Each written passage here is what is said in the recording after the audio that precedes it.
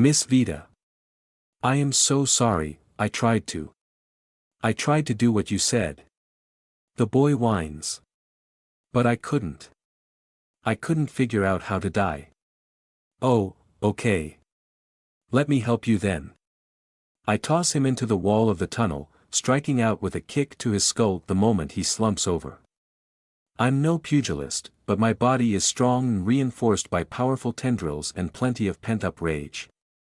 My foot hits with a crunch, chitin-armored boots meant for stomping through the jungle connecting hard enough to pop him like a grapefruit. Or at least what should have been hard enough, but it's actually my boot that shatters instead of his skull. The chitin breaks into pieces, cutting up my toes a little and leaving my murderous revenant seemingly unharmed. Well, I rip some more skin and muscle off, but that stuff isn't doing anything anyway. My eyes narrow. You have a durability talent, I immediately deduce.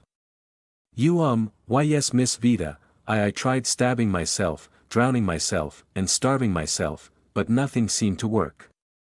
I am so sorry. I don't know how to follow your orders, Miss Vita. God damn it. Half of those things wouldn't kill a revenant anyway, but if he can't break himself. You're about as good at dying as you are at baking bread, I seethe. Are you sure your talent isn't just being worthless at whatever you're told to do? Stand up. It's a mercy that the family can't reproduce anymore. What's your name? I ask. He doesn't really deserve a spot in my memory, but if I'm lucky I'll just forget it later. I need something to call him, for now. Jyoti, Miss Vita. Jyoti, I say evenly, you killed my sister. The horror that washes over my revenant's face is equal parts satisfying and infuriating. Does he care because he realizes he's a monster, or does he only care because my shard is making him obsessed with me? I guess the end result is the same either way. I am so sorry. I remember being so angry, I just wanted to know. No, I'm so sorry. Please let me make it up to you. I understand, the murderer answers. I'm ready to be accepted by the Mistwatcher. I blink, momentarily stunned by the absurdity of that line. He's religious. Of course he is. I've never really picked anyone's brain about that before. It might be funny. Accepted by the Mistwatcher. I ask innocently. What do you mean? Well, the Mistwatcher takes us back when we die, he explains. He guards and shepherds the next world, escorting new souls to their bodies and old souls to heaven. Oh, wow. That sounds nice. Are you looking forward to it? I suppose it'll be nice to see my dad again. He's dead, isn't he? I smile a little at that, tendrils squirming invisibly into the murderous kid's body. Oh yes, he's very dead, Jyoti. But you won't be seeing him again. What? I grab what's left of the boy's collar and pull downward, forcing him to meet me eye to eye. There is no afterlife in the Mistwatcher's jaws, I promise him coldly. His eyes go wide. It's funny, I doubt a single sentence would convince any normal person that their religion is false. My revenants, however, trust me completely. Jyoti knows the truth of my words because I'm the one speaking them. This is how I will make him hurt. Nothing awaits you. Even if the Mistwatcher had any interest in bringing you to some kind of reward after death, you'd never make it. I'm your god, not that thing. I am going to peel your soul apart, sliver by sliver, and crush it to dust until not a single aspect of the person you were remains. His whole world comes apart in that moment. I see it on his face and I feel it in his core. But the Mistwatcher, he has to. His protests don't amount to anything, because of course I know he doesn't even believe them. I grab his soul, using a few tendrils to hold it in place while one begins to chip away at it. Still inside a body, Jyoti remains awake as I start to crack his very being. Judging by his reaction, I suspect it is excruciatingly painful. You killed my sister, I tell him again. Apologize to me.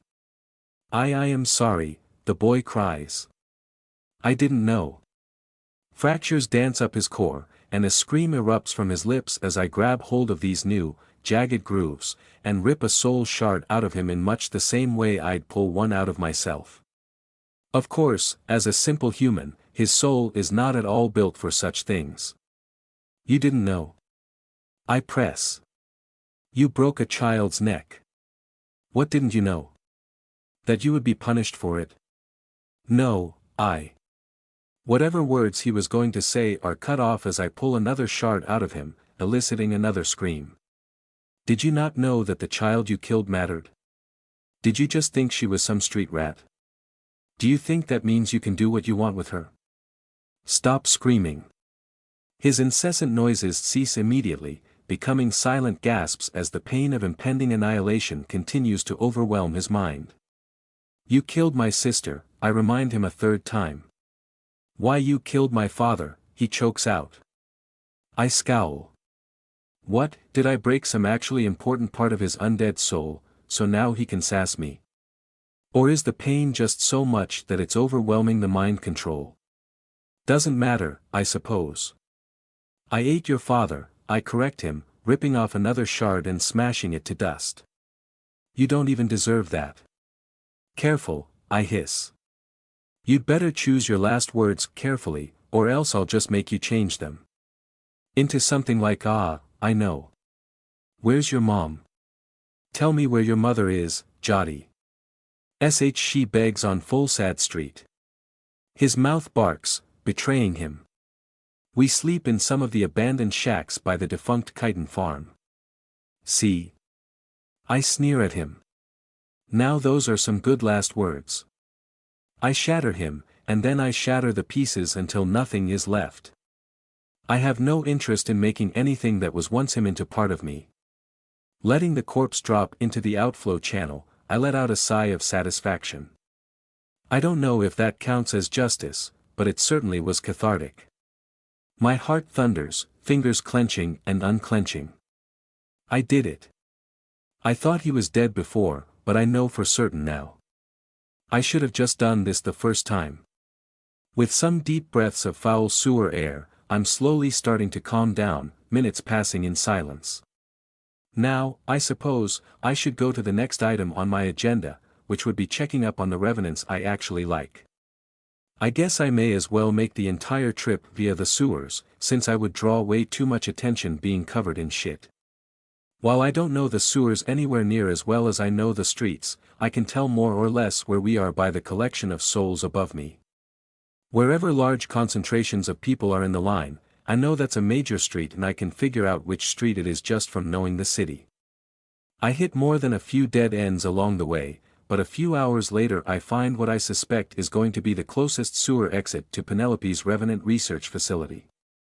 There are a couple people milling about, but they quickly leave when I emerge, smelling like death. I quickly run out, unlock the doors, and make my way downstairs. It's me. I call out.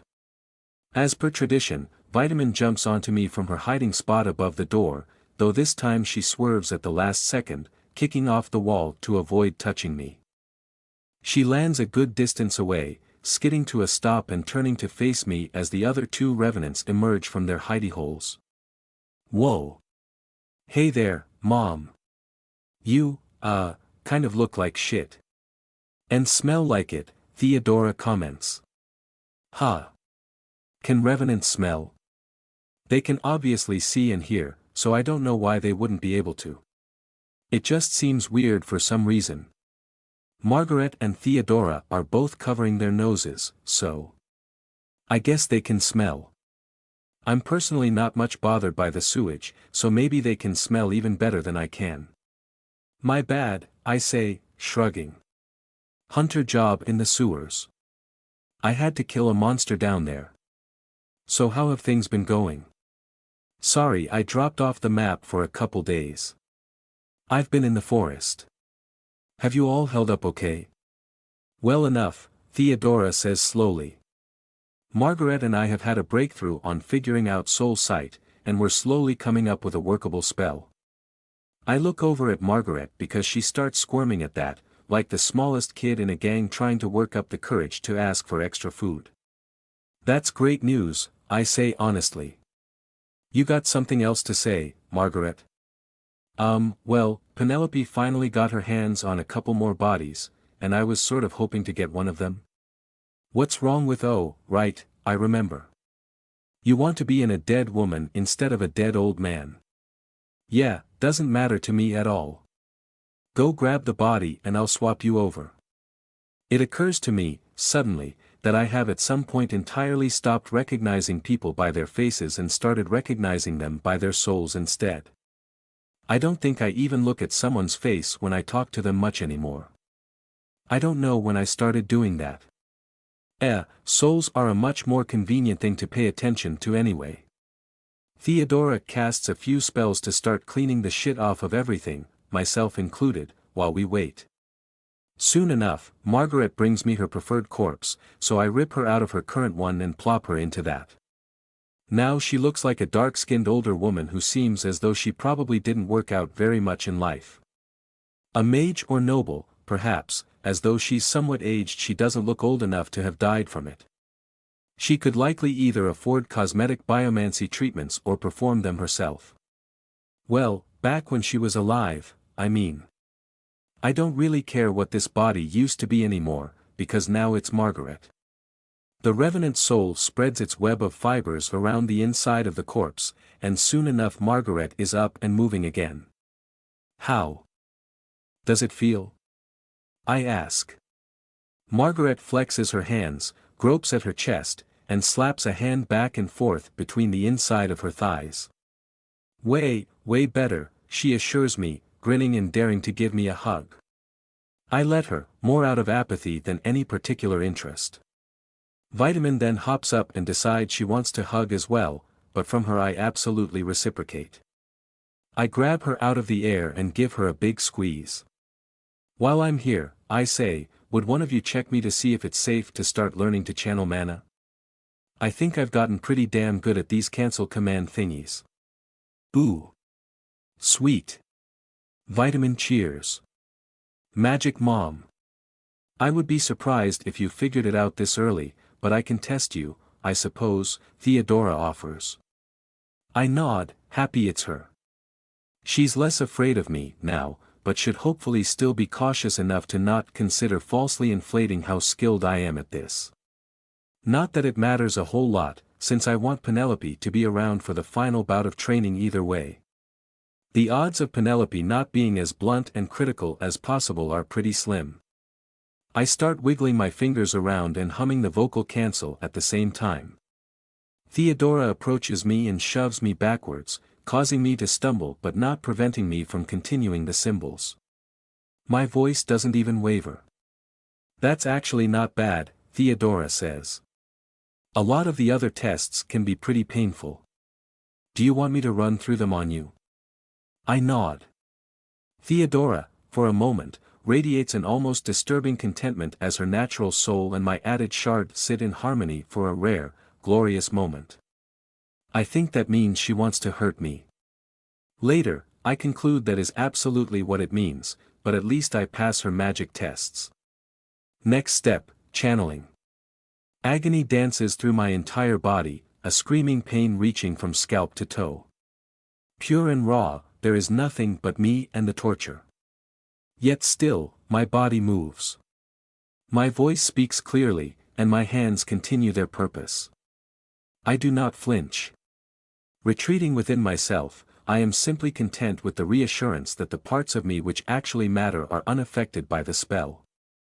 You are remarkably resistant to trauma, Penelope comments. That line more than anything almost causes me to break my concentration. I look up at her and she shrugs, ending the spell she's been casting to metaphorically set my nerves on fire. At least, I assume it's metaphorical. I take the end of her spell as permission to stop repeating cancel commands and take a deep breath, wincing as my focus returns to my physical body. Penelope showed up at our little hidey hole fairly shortly after Theodora finished torturing me while I practiced cancel commands, and promptly took over the agony herself. She is even more effective at the job, although at least she doesn't seem to take gleeful satisfaction in inflicting pain on me. You know, Penta said the exact same thing, back when that monster attacked and she bit her own limbs off. You remember that? With unfortunate clarity, Penelope sighs. The similarities between myself and the monster that stole my mind aside, you absolutely pass. You are better at not being interrupted than most novice mages. I nod, trying to shake off the lingering pins and needles from Penelope's horribly sadistic spell. Not that using it in this case was sadism, but rather her looking out for my future well-being. I'm about to learn something that can kill me if I lose focus, after all. So we can start then? I ask. We may as well.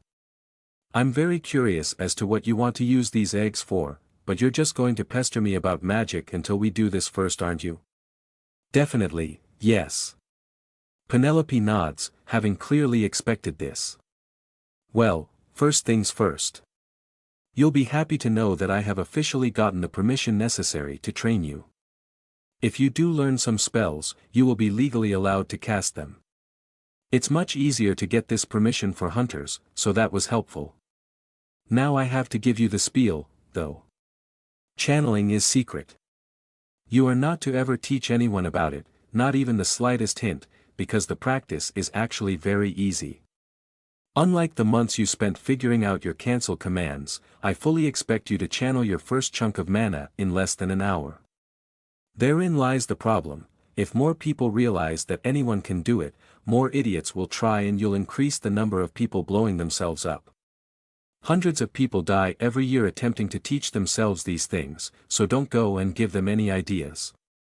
You mean like you did with me? That, Penelope says coldly, was not me. At the time I did not at all agree with that monster's insistence on teaching you. My opinion of your ability has since risen considerably, however, so here we are now. Here we are now, I agree, wincing at my second pent-related faux pas in a row. Practicing cancel commands just makes me think of her, since it was one of the last things we did together. So, how do I do this? I'll show you shortly. Since you're most likely some sort of natural mage, the process will be somewhat instinctive, but there are a few things we can do to help you understand exactly what's happening. That's where we'll start. Theodora, if you would. The undead metamancer starts to cast on me and I let her. Suddenly, I start seeing glowing dust everywhere. It's like I just walked into a thin veil of fog, moving and blowing about the air in beautiful patterns. Is this mana sight? I ask. Got it in one, Penelope confirms, seeming pleased. Come over here, look at some of these metal runes. I follow her, walking over towards one of the many metal-infused ink wards that Theodora and Margaret set up around the room. The glowing particles nearby get sucked into the wards and get immediately replaced, causing a constant stream flowing inward from all directions around them. Magical wards like these functionally use metal in place of a soul. Metal draws in mana, so when it is arranged or engraved with proper commands, that mana automatically gets converted into a spell effect, changing into whatever sort of energy the spell requires. Even though mana is being consumed, you will never have to worry about running out. Mana is ubiquitous, it is everywhere. There is always more. The only thing you have to worry about is how much you can hold inside yourself. Watch me. Penelope starts to channel, which feels much like it always feels to my soul sense. However, thanks to the mana sight spell, I can see the particles of magic swirling inside her soul and quickly changing. The moment it enters her, something about the magic energy alters. It starts moving faster, vibrating almost as if it's angry. This is about the limit of magic I can safely keep inside myself. If I go above this amount, I will start risking strain on my body and presumably on my soul. As such, I can cast a vast number of spells at or below this level of power, but there is a very stark limit to the amount I'm willing to risk going above this. I have done it, despite the danger, especially when we are out hunting. Channeling is very much something you have to learn to get a feel for, so it is common for even the most experienced of mages to strain themselves when in high-stress situations. Your body will try to pull more mana when you are worked up. Which isn't always bad, in a dangerous enough situation you're much more likely to injure yourself by casting a spell that's too weak than you are by casting a spell so strong that you die. Although, minor internal damage is common. I nod along. That all makes sense so far. So, about exploding, why does that happen, anyway? Penelope chuckles. By its very nature, mana is diffuse. You see it in the air now, but it is in fact everywhere. It permeates walls, the ground, it fills everything to almost exactly the same density. The only natural exceptions to this are elevation, as mana is thicker the lower you go, and metal, which draws more mana into an area. But the unnatural exception to this rule is of course that mana is condensed when channeled. When you squeeze it that tightly, it's constantly attempting to expand back to its normal density. A common misconception is that higher density areas are better for casting mana because there is more mana to use, but again, that doesn't matter.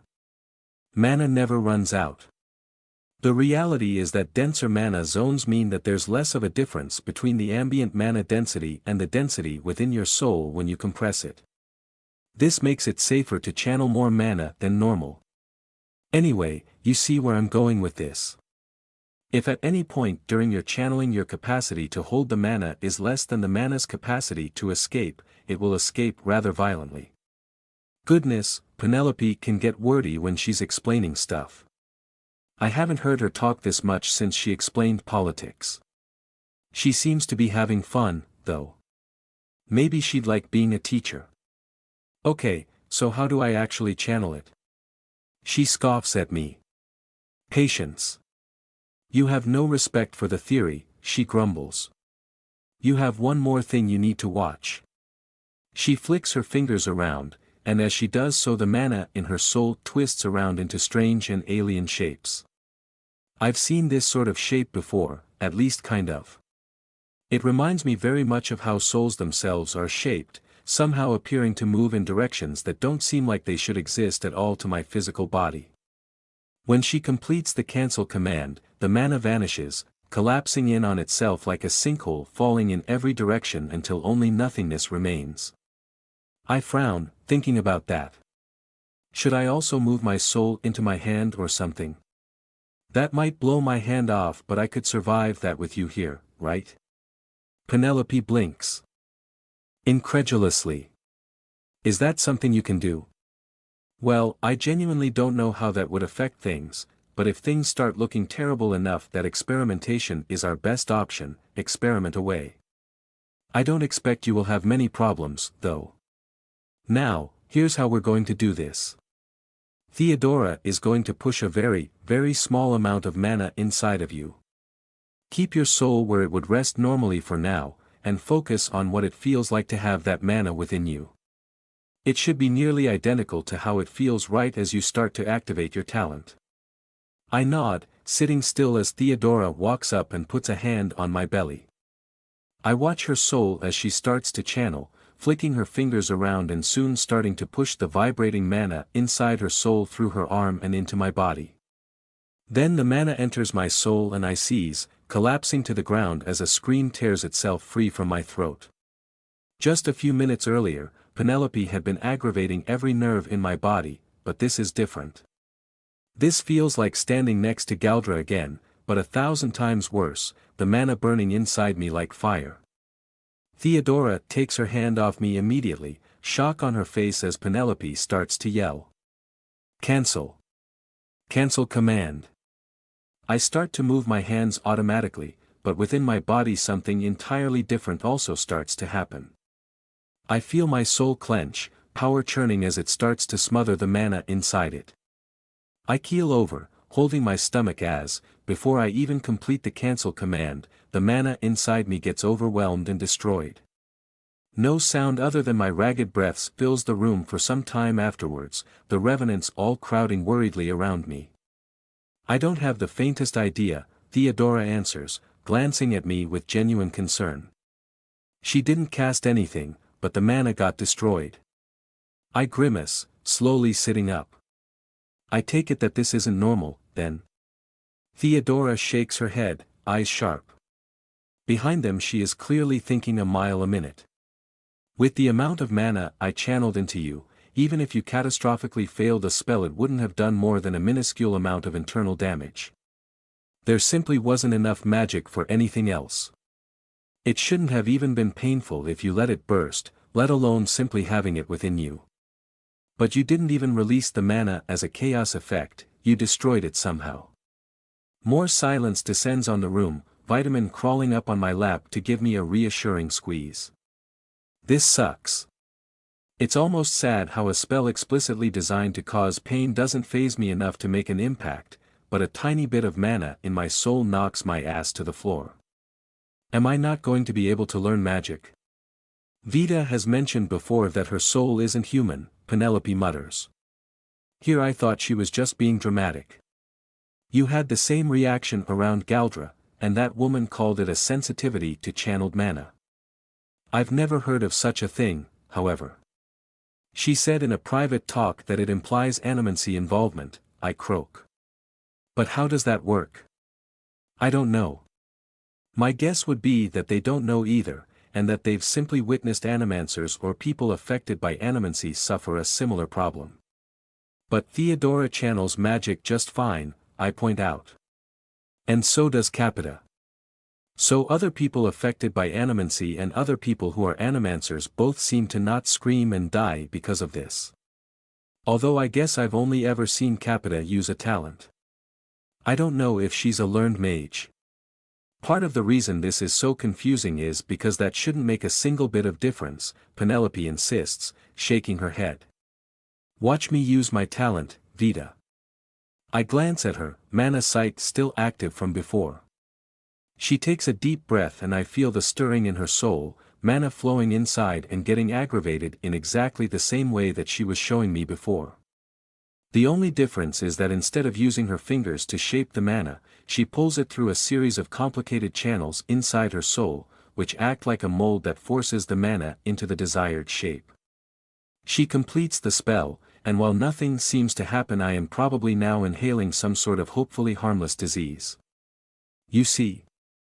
Penelope says. You're still pulling in and channeling mana even when you just use a talent, I confirm, and she nods. Remove someone's soul, Vita, Penelope orders. Not mine, obviously. Vitamin or Margaret. Theodora, you said your talent could detect Vita doing that, right? Absolutely, Theodora says. It just seems like a normal spell to me, albeit a complicated and interesting one. So you're right, Vita should have mana in her soul whenever she does that.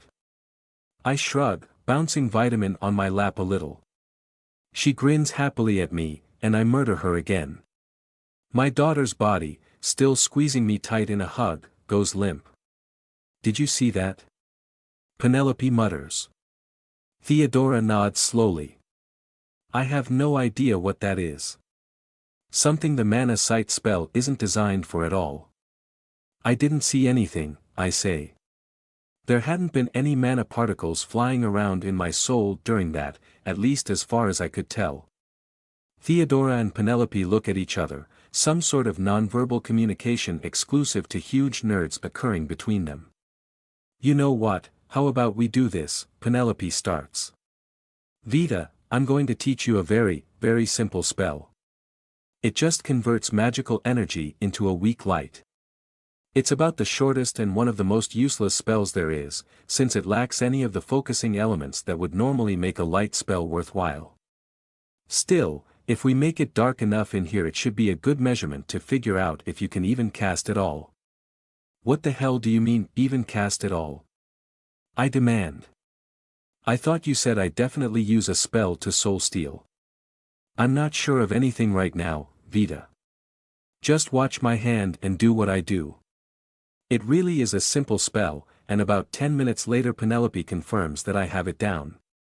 Right, so this time I just want you to imagine that you are trying to pull someone's soul out. But rather than complete that spell, take the feeling of the absolute start, the instant where you start to feel the magic take hold, and just pause. Hold it, push it into your hands, and perform the spell I showed you. That sounds like a lot of steps for something I've never done before, I complain. It is, but if you're a natural mage of some sort, you should pick it up fairly quickly. I scowl, closing my eyes and trying to do as she says. The feeling of pulling out a soul, it's empowering. Something from deep within surges outward whenever I grasp someone's being and pull. It's part of what I am, whatever that may be. Mana is all around me, it's within everything, but I notice that in its natural state it is never within a person's soul. It only enters when being channeled, and then it's not quite in its natural state anymore. It's more energized, more volatile. Yet to some extent it is still where it belongs. It matches its temporary home. Mana in Penelope's soul is like a square peg in a square hole. But my soul. It reminded me of an immune system, Penelope mutters quietly to Theodora. The mana you put in her attacked like a virus and was destroyed like one. I don't know what that means, but I feel the power building inside me, so I focus on it instead. The strength to kill and shape and shatter. I already know how to push it into my hands, I did that many times before my tentacles were freed from my shell. I move how I was taught, and the power starts to wane away. I open my eyes. Holy shit, Margaret whispers. It's dark in the room, except for a low, almost useless glow on the edges of my fingers. But there is undoubtedly a glow. I've casted a spell. Everyone in the room, except for Vitamin's corpse, obviously, stares at me with an open jaw. So, what does this mean? I ask. Well, it means you can cast spells, Penelope says carefully. So that's good. I feel like there's a but coming. But you can more or less toss out every single thing they just taught you, because you don't seem to be doing it by channeling, Margaret explains. I didn't realize there was an alternative, I say slowly. Yes, well, Penelope answers, a deeply confused scowl on her face. There isn't. I stare blankly at everyone, waiting for them to explain. Don't look at me, Penelope says tiredly. Literally everything casts magic the same way.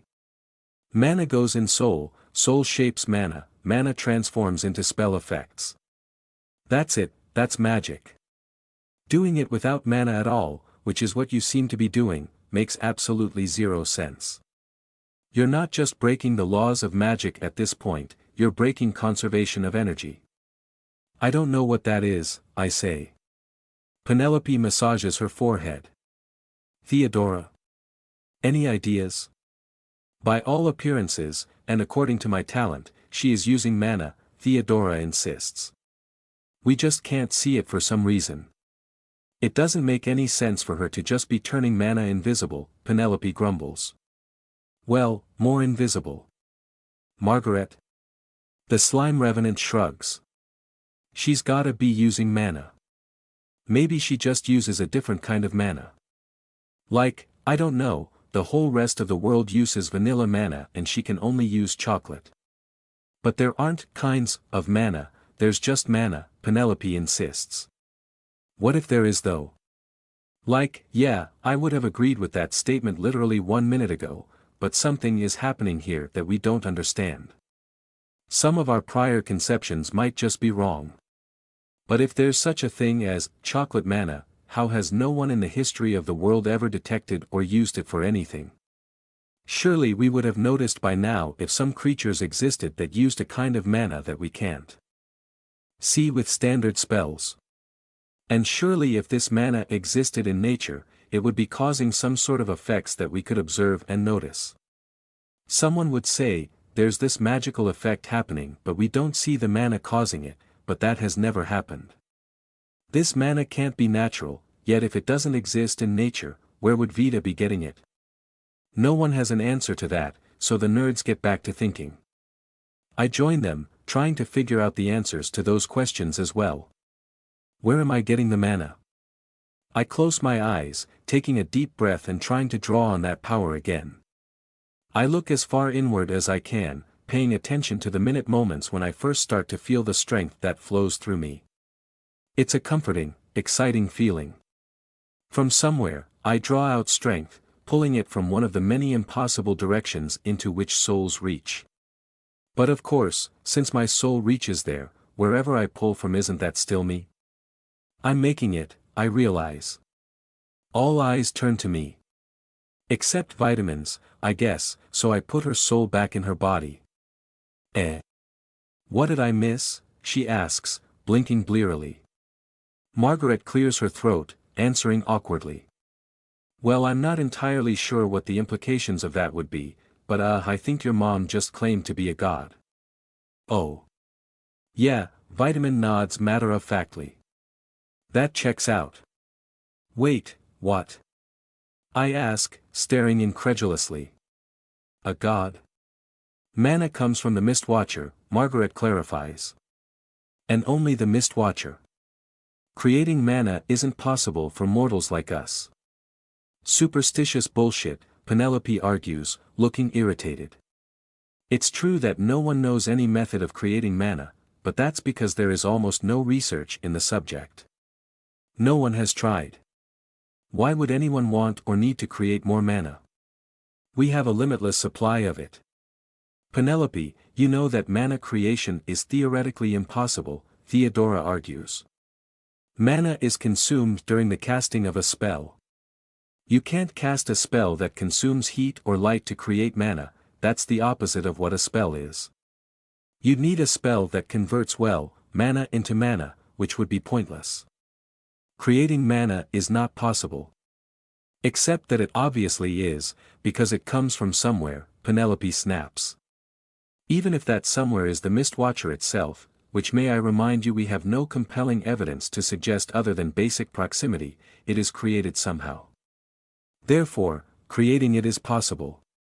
Sure, by something that defies our physical understanding of the world, Margaret drawls. Like, say, a god. My tendrils curl and uncurl as I listen to the debate on my apparent divinity. I want to say something, but I have absolutely no idea what. This isn't exactly the sort of conversation I ever expected someone to have about me. A god? I sure don't feel like a god. Pretty much my entire life I've spent getting rolled over, ignored, and abused. What kind of god is that supposed to be?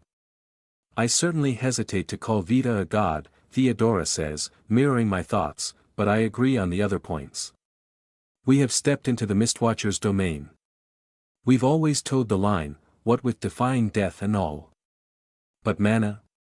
Mana is the very substance that causes the world to function. Mana is why the islands fly. If Vita is a source of that substance, even a new kind of that substance, I can't even begin to guess the implications of that. I frown, nodding a little. I can't use the mana the rest of the world uses. Something about that is extra surreal, even for a tentacle monster masquerading as a girl. It's one thing to not be human, but this is completely different from every other living creature. Penelope was just talking about how mana couldn't run out, but maybe mine can. That would be a huge pain in the ass. Hey, we don't know that yet, Vitamin insists, valiantly coming to my defense. Nobody knows how this really works, right? Don't just assume it's going to be bad. It sounds super awesome. Personally, I say slowly, I just don't like all the similarities between me and it that are cropping up. It? Penelope asks. The Mistwatcher, I clarify. Even if it doesn't produce mana, it's said to. And now I have soul tentacles, a big eyeball core, the ability to consume souls or store them inside me, and now I produce mana. You have to admit, god or not, it's like I'm a baby Mistwatcher or something. I even recently hatched from an egg. A baby, Penelope says thoughtfully. Well, as an orphan, it would be rather poetic for you to figure out that one or both of your parents are some kind of divine entity, but I greatly question the practicality of such a birth. I've said it before, and I'll say it again. Physically, you are human. Until you start growing tentacles made of flesh, I'll have to stay suspicious about any such relationship. Well, it's the Mistwatcher. What if just my soul is whatever the Mistwatcher is? And my body is just wrong for some reason? Look, Vita, as interesting as this line of thought is, I don't think it makes a lot of sense. There are plenty of other reasons you could have the similarities. Besides, if you are the child of the insanely massive creature below us, why did it try to kill you? That gets me thinking, and it gets everyone else staring at me in abject horror. The Mistwatcher did what? Margaret all but shrieks. Oh, right. You remember that perception event that happened a few days before we met? I ask. Yeah, I caused that just by making eye contact. Bastard attacked me out of nowhere. Though not in any legal or provable manner, Penelope insists. Yeah, I wave her off. But still. This shit is adding up, Penelope. She scowls at that, but nods slowly. I concede that you are more than just some girl with an obscure talent. But you're hardly some sort of nascent goddess. You're just Vita. Nothing more. Wow, I say, putting a hand over my heart in mock pain like Lynn does when I call her old. Just Vita. You sure know how to make a friend feel appreciated. She jolts with surprise, looking away with a tinge of embarrassment. I didn't say that was a bad thing, she mumbles. You are one of the few people actually worth the time it takes to have a conversation with. So, I appreciate you. Ah, that's sweet. Look at how uncomfortable she is. I wonder if she's ever said that to anyone before. Am I your first friend, Penelope? I ask, smirking. She glowers furiously at me. Let's just get back to the research, she grumbles. You're going to cast that light spell and you're going to cast it as powerfully and as constantly as you can. Theodora, Margaret, you two are going to cycle through mana sight spells and modify as much as you can on the fly to try and get an eye on what she's doing. What about me, boss? Vitamin asks, saluting. I do not care, Penelope answers bluntly. More hugging it is, then. I peel off a shard of myself and smash it, feeding my most adorable daughter some crushed soul dust as a reward for her cuteness. She vibrates a little, giggling as it settles into her being. Amassing heretical power is pleasantly tingly, she says. I know, right? I agree. Quit being cute and start casting, Penelope orders. I roll my eyes, but do as she says. It takes quite a bit of focus to start pulling out the energy again, but soon enough I have a steady stream going into the light spell. More, Penelope says. Scowling, I focus harder. At least Penelope wasn't kidding about this sort of thing being instinctive. It really is just like the feeling of gathering power to pull someone's soul out. I simply move the energy into my hands before sending it through any other bits within me that would shape it. The shaping is manual and not instinctive at all, but the light spell only takes a couple of simple flicks to activate and I can do it over and over without difficulty. The more mana I pour into it, the brighter it glows. More, Penelope demands again. I glare at her but do my best to comply. It's easier said than done. The more power I try to pull in at once, the harder it is to pull it all. Exhaustion quickly starts to set in, a strange sort of pain and weight plaguing my tentacles rather than my physical body. I see something, Theodora suddenly announces. It looks like mana, all right. I can't tell where it's coming from, though. It just seems to be appearing inside her. I told you. I grumble. This is getting really hard, by the way. Well, don't blow yourself up, Penelope says. But if you're anywhere before that point, push harder. I scowl. I don't feel like I'm going to blow myself up, I say. I use this magic in the light spell faster than I can pull it out of my soul. It's just trying to pull it any faster that's difficult. Right, that makes sense, Penelope mutters. It's not a problem for the rest of us, but it would be for you. Stop casting, then. Let's see how much chocolate mana you can hold. Please don't call it that. Okay, ugh, I grunt. That's it, that's all I can hold. I literally can't pull in anymore. It's not really that much, Theodora comments. I'm weirdly offended by that. Okay, well if it's not going to hurt her, see if you can release a small amount out into the atmosphere, Penelope says. If you damage yourself, I'll patch you right up. I nod, and almost gratefully let some of the mana stream out. I wince, expecting it to blast through parts of my body, but that doesn't happen. It just exits, calmly and without fanfare. It's getting destroyed, Theodora reports. So that explains why we don't see any of this in nature, I suppose. Just to see if I can, I let all of the mana out at once. Theodora jumps back a bit, and a terrible screeching sound erupts for a brief moment where I assume my mana and the world's mana collide and fight each other.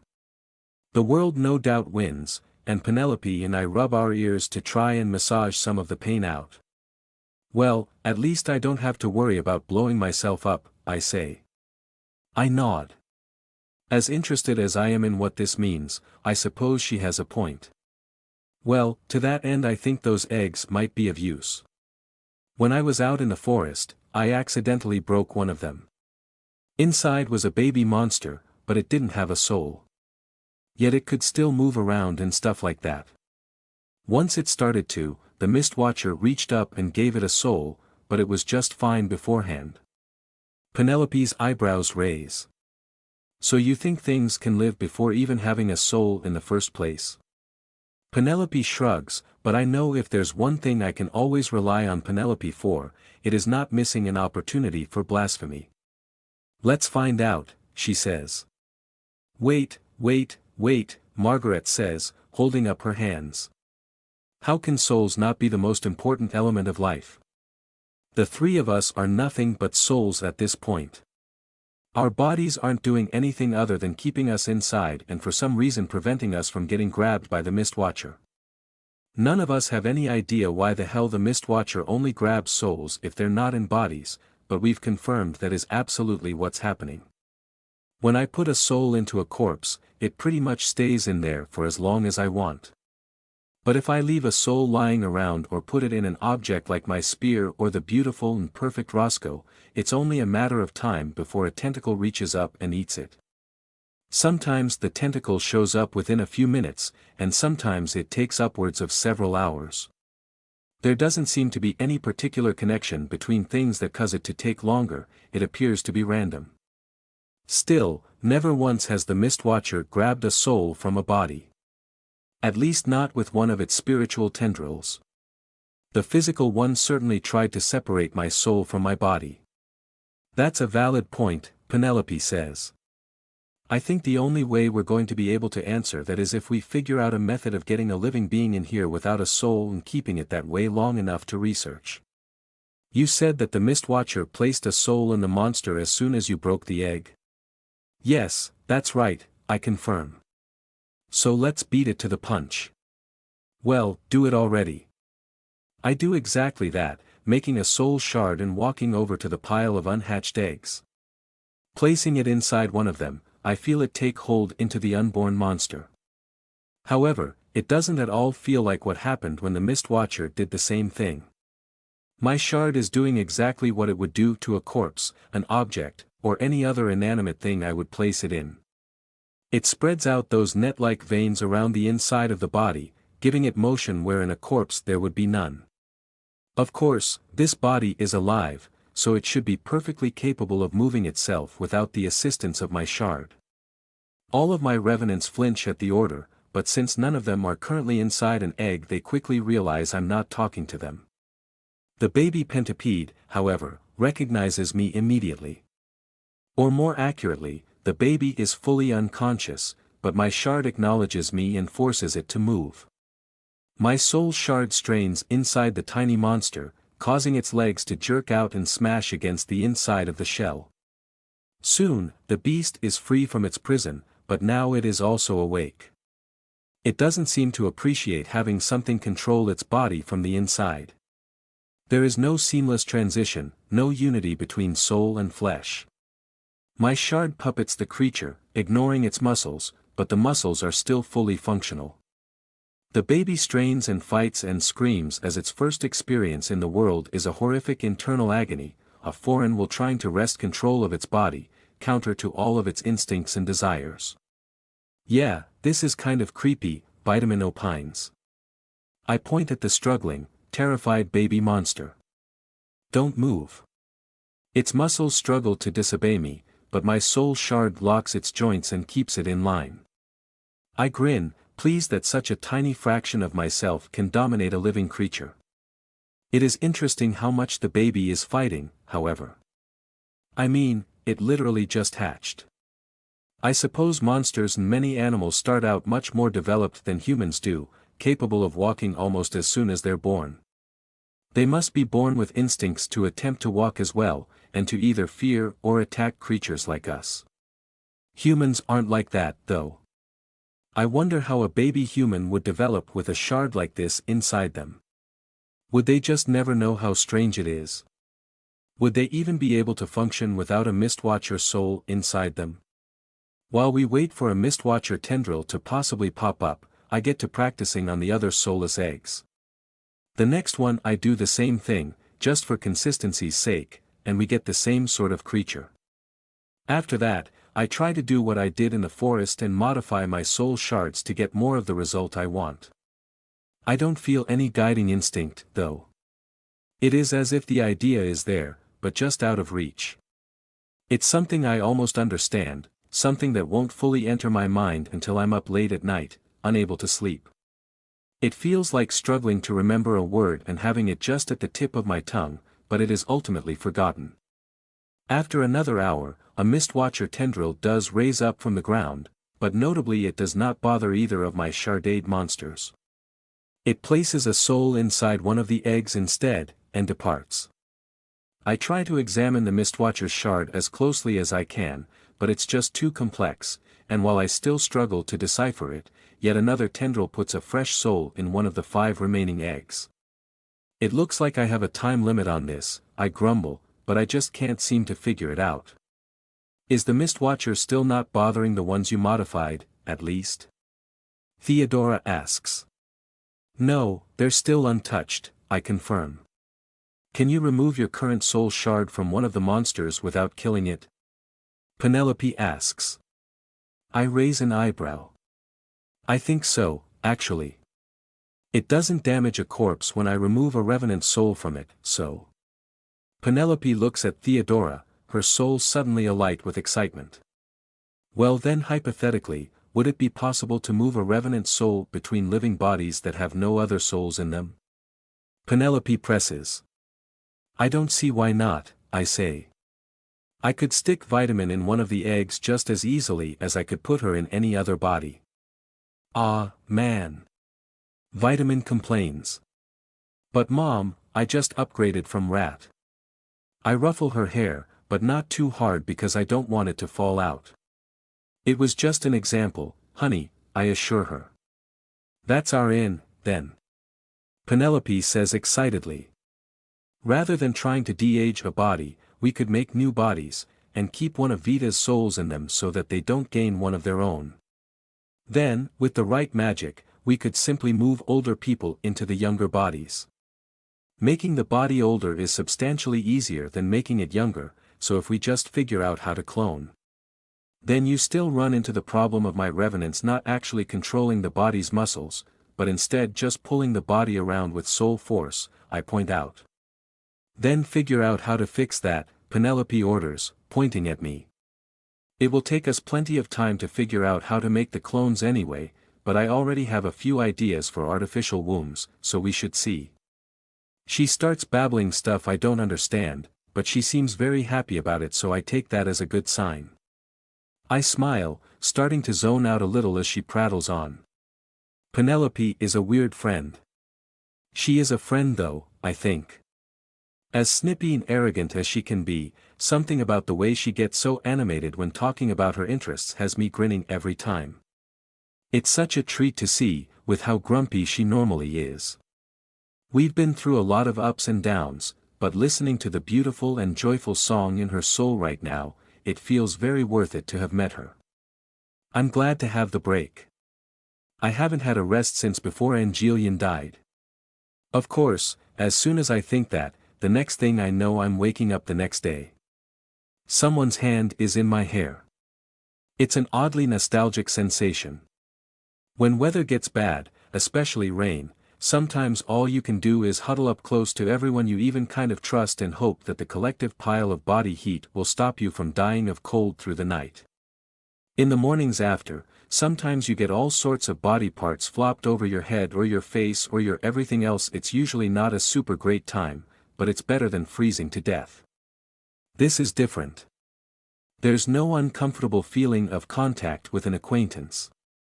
This is careful, deliberate, soft and loving. Fingers run through my hair slowly, massaging against my scalp and bringing a pleasant comfort to my now-ending rest. Of course, I can tell who it is immediately. I will never forget a soul this bright and warm. "Hi, Lynn," I mumble groggily, opening my eyes. My mother has my head in her lap, grinning that goofy grin of hers as she stares down at me. If the proximity of my revenants and Penelope are any indication, we're still in the immortality research lab. To my surprise, however, Rowan is also here. "Good morning, kiddo," Lynn greets softly. "I'm not a kiddo," I grumble. "I'm a goddess." "Maybe." "Of course you are, honey," Lynn answers agreeably, returning to stroking my hair. I glance around the room, trying in vain to figure out how long I've been unconscious without being able to see the sky. I catch Rowan's eye, and he gives me a nod and smile of greeting while Vitamin laughs on his shoulders, enjoying a piggyback ride. I wave at them both, but decline to get up since I am exhausted and also incredibly comfortable. "What are you two doing here?" I ask. "We're here looking for you, you ridiculous dork," Lynn answers, flicking my nose. "You ran off by yourself and we were terrified you were dead." "Oh," I blink. "Right. Sorry, it's been a rough few days." She leans over and wraps her arms around me, squeezing me tight. "I know," she says. "I'm glad you're safe." I hug her back, and when she leans back away from me I start to stand up. My body is incredibly sore, so it takes quite a bit of stretching before I really feel awake. Rowan is listening intently to Penelope and Theodora as they exchange heated nerd talk, Margaret backing up Theodora on almost every point. Vitamin just seems happy to be included, mostly because Rowan is doing an impeccable job of not letting how much he's freaked out by having a zombie on his shoulders show on his face. I'm a little disappointed that he has a problem with Vitamin, but I'm definitely happy that he's not letting it impact her day. "So," Lynn starts, strutting up to me and resting her elbow on my head, "are you going to tell me why you suddenly feel like you could eat half the city?" I reach out a tentacle and poke her in the soul, causing her to yelp and jump off of me. I probably could, if everybody got close enough. Do I really feel that dangerous? "Honey, if you weren't mine I'd probably turn and run the other way the moment I could feel you," Lynn answers bluntly. "Honestly, you're not as strong as a lot of people I've been close to, but there's something about you that just oozes danger. What have you been doing this whole time?" "Your friend mentioned the forest." Penelope glances my way for a brief moment. "Yes, hello Penelope, you are my friend," I taunt her again. She ignores me. "But yeah, I was in the forest. I made a cute little zombie army, ate over 100 souls, collected some eggs, and hopefully sold some high-quality chitin. You know, stress relief I guess." "Holy shit," Lynn responds, blinking in surprise. "That's where you went alone. You're quite the little powerhouse now, huh? Well, I'm glad you're safe." "Speaking of safe," I say, changing the subject, "where are all the kids?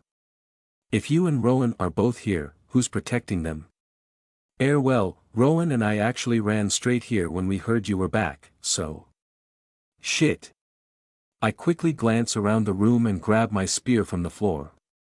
"Well, we gotta go then." I insist, rushing to the stairs. "You realize I killed like 6 gang members, right? The rest of them are going to come after us if they haven't already." The Drakens clearly aren't protecting us anymore, so we have to do it ourselves. Lynn and Rowan jolt in alarm before glancing at each other with embarrassed expressions. You're right, Lynn admits. We haven't had any problems since you left, though. I mean, other than the panic of you being gone. I'll go home with Vita, Rowan volunteers, extracting Vitamin from his shoulders and sitting her on a nearby table. You can go get that thing Penelope was asking for, Lynn.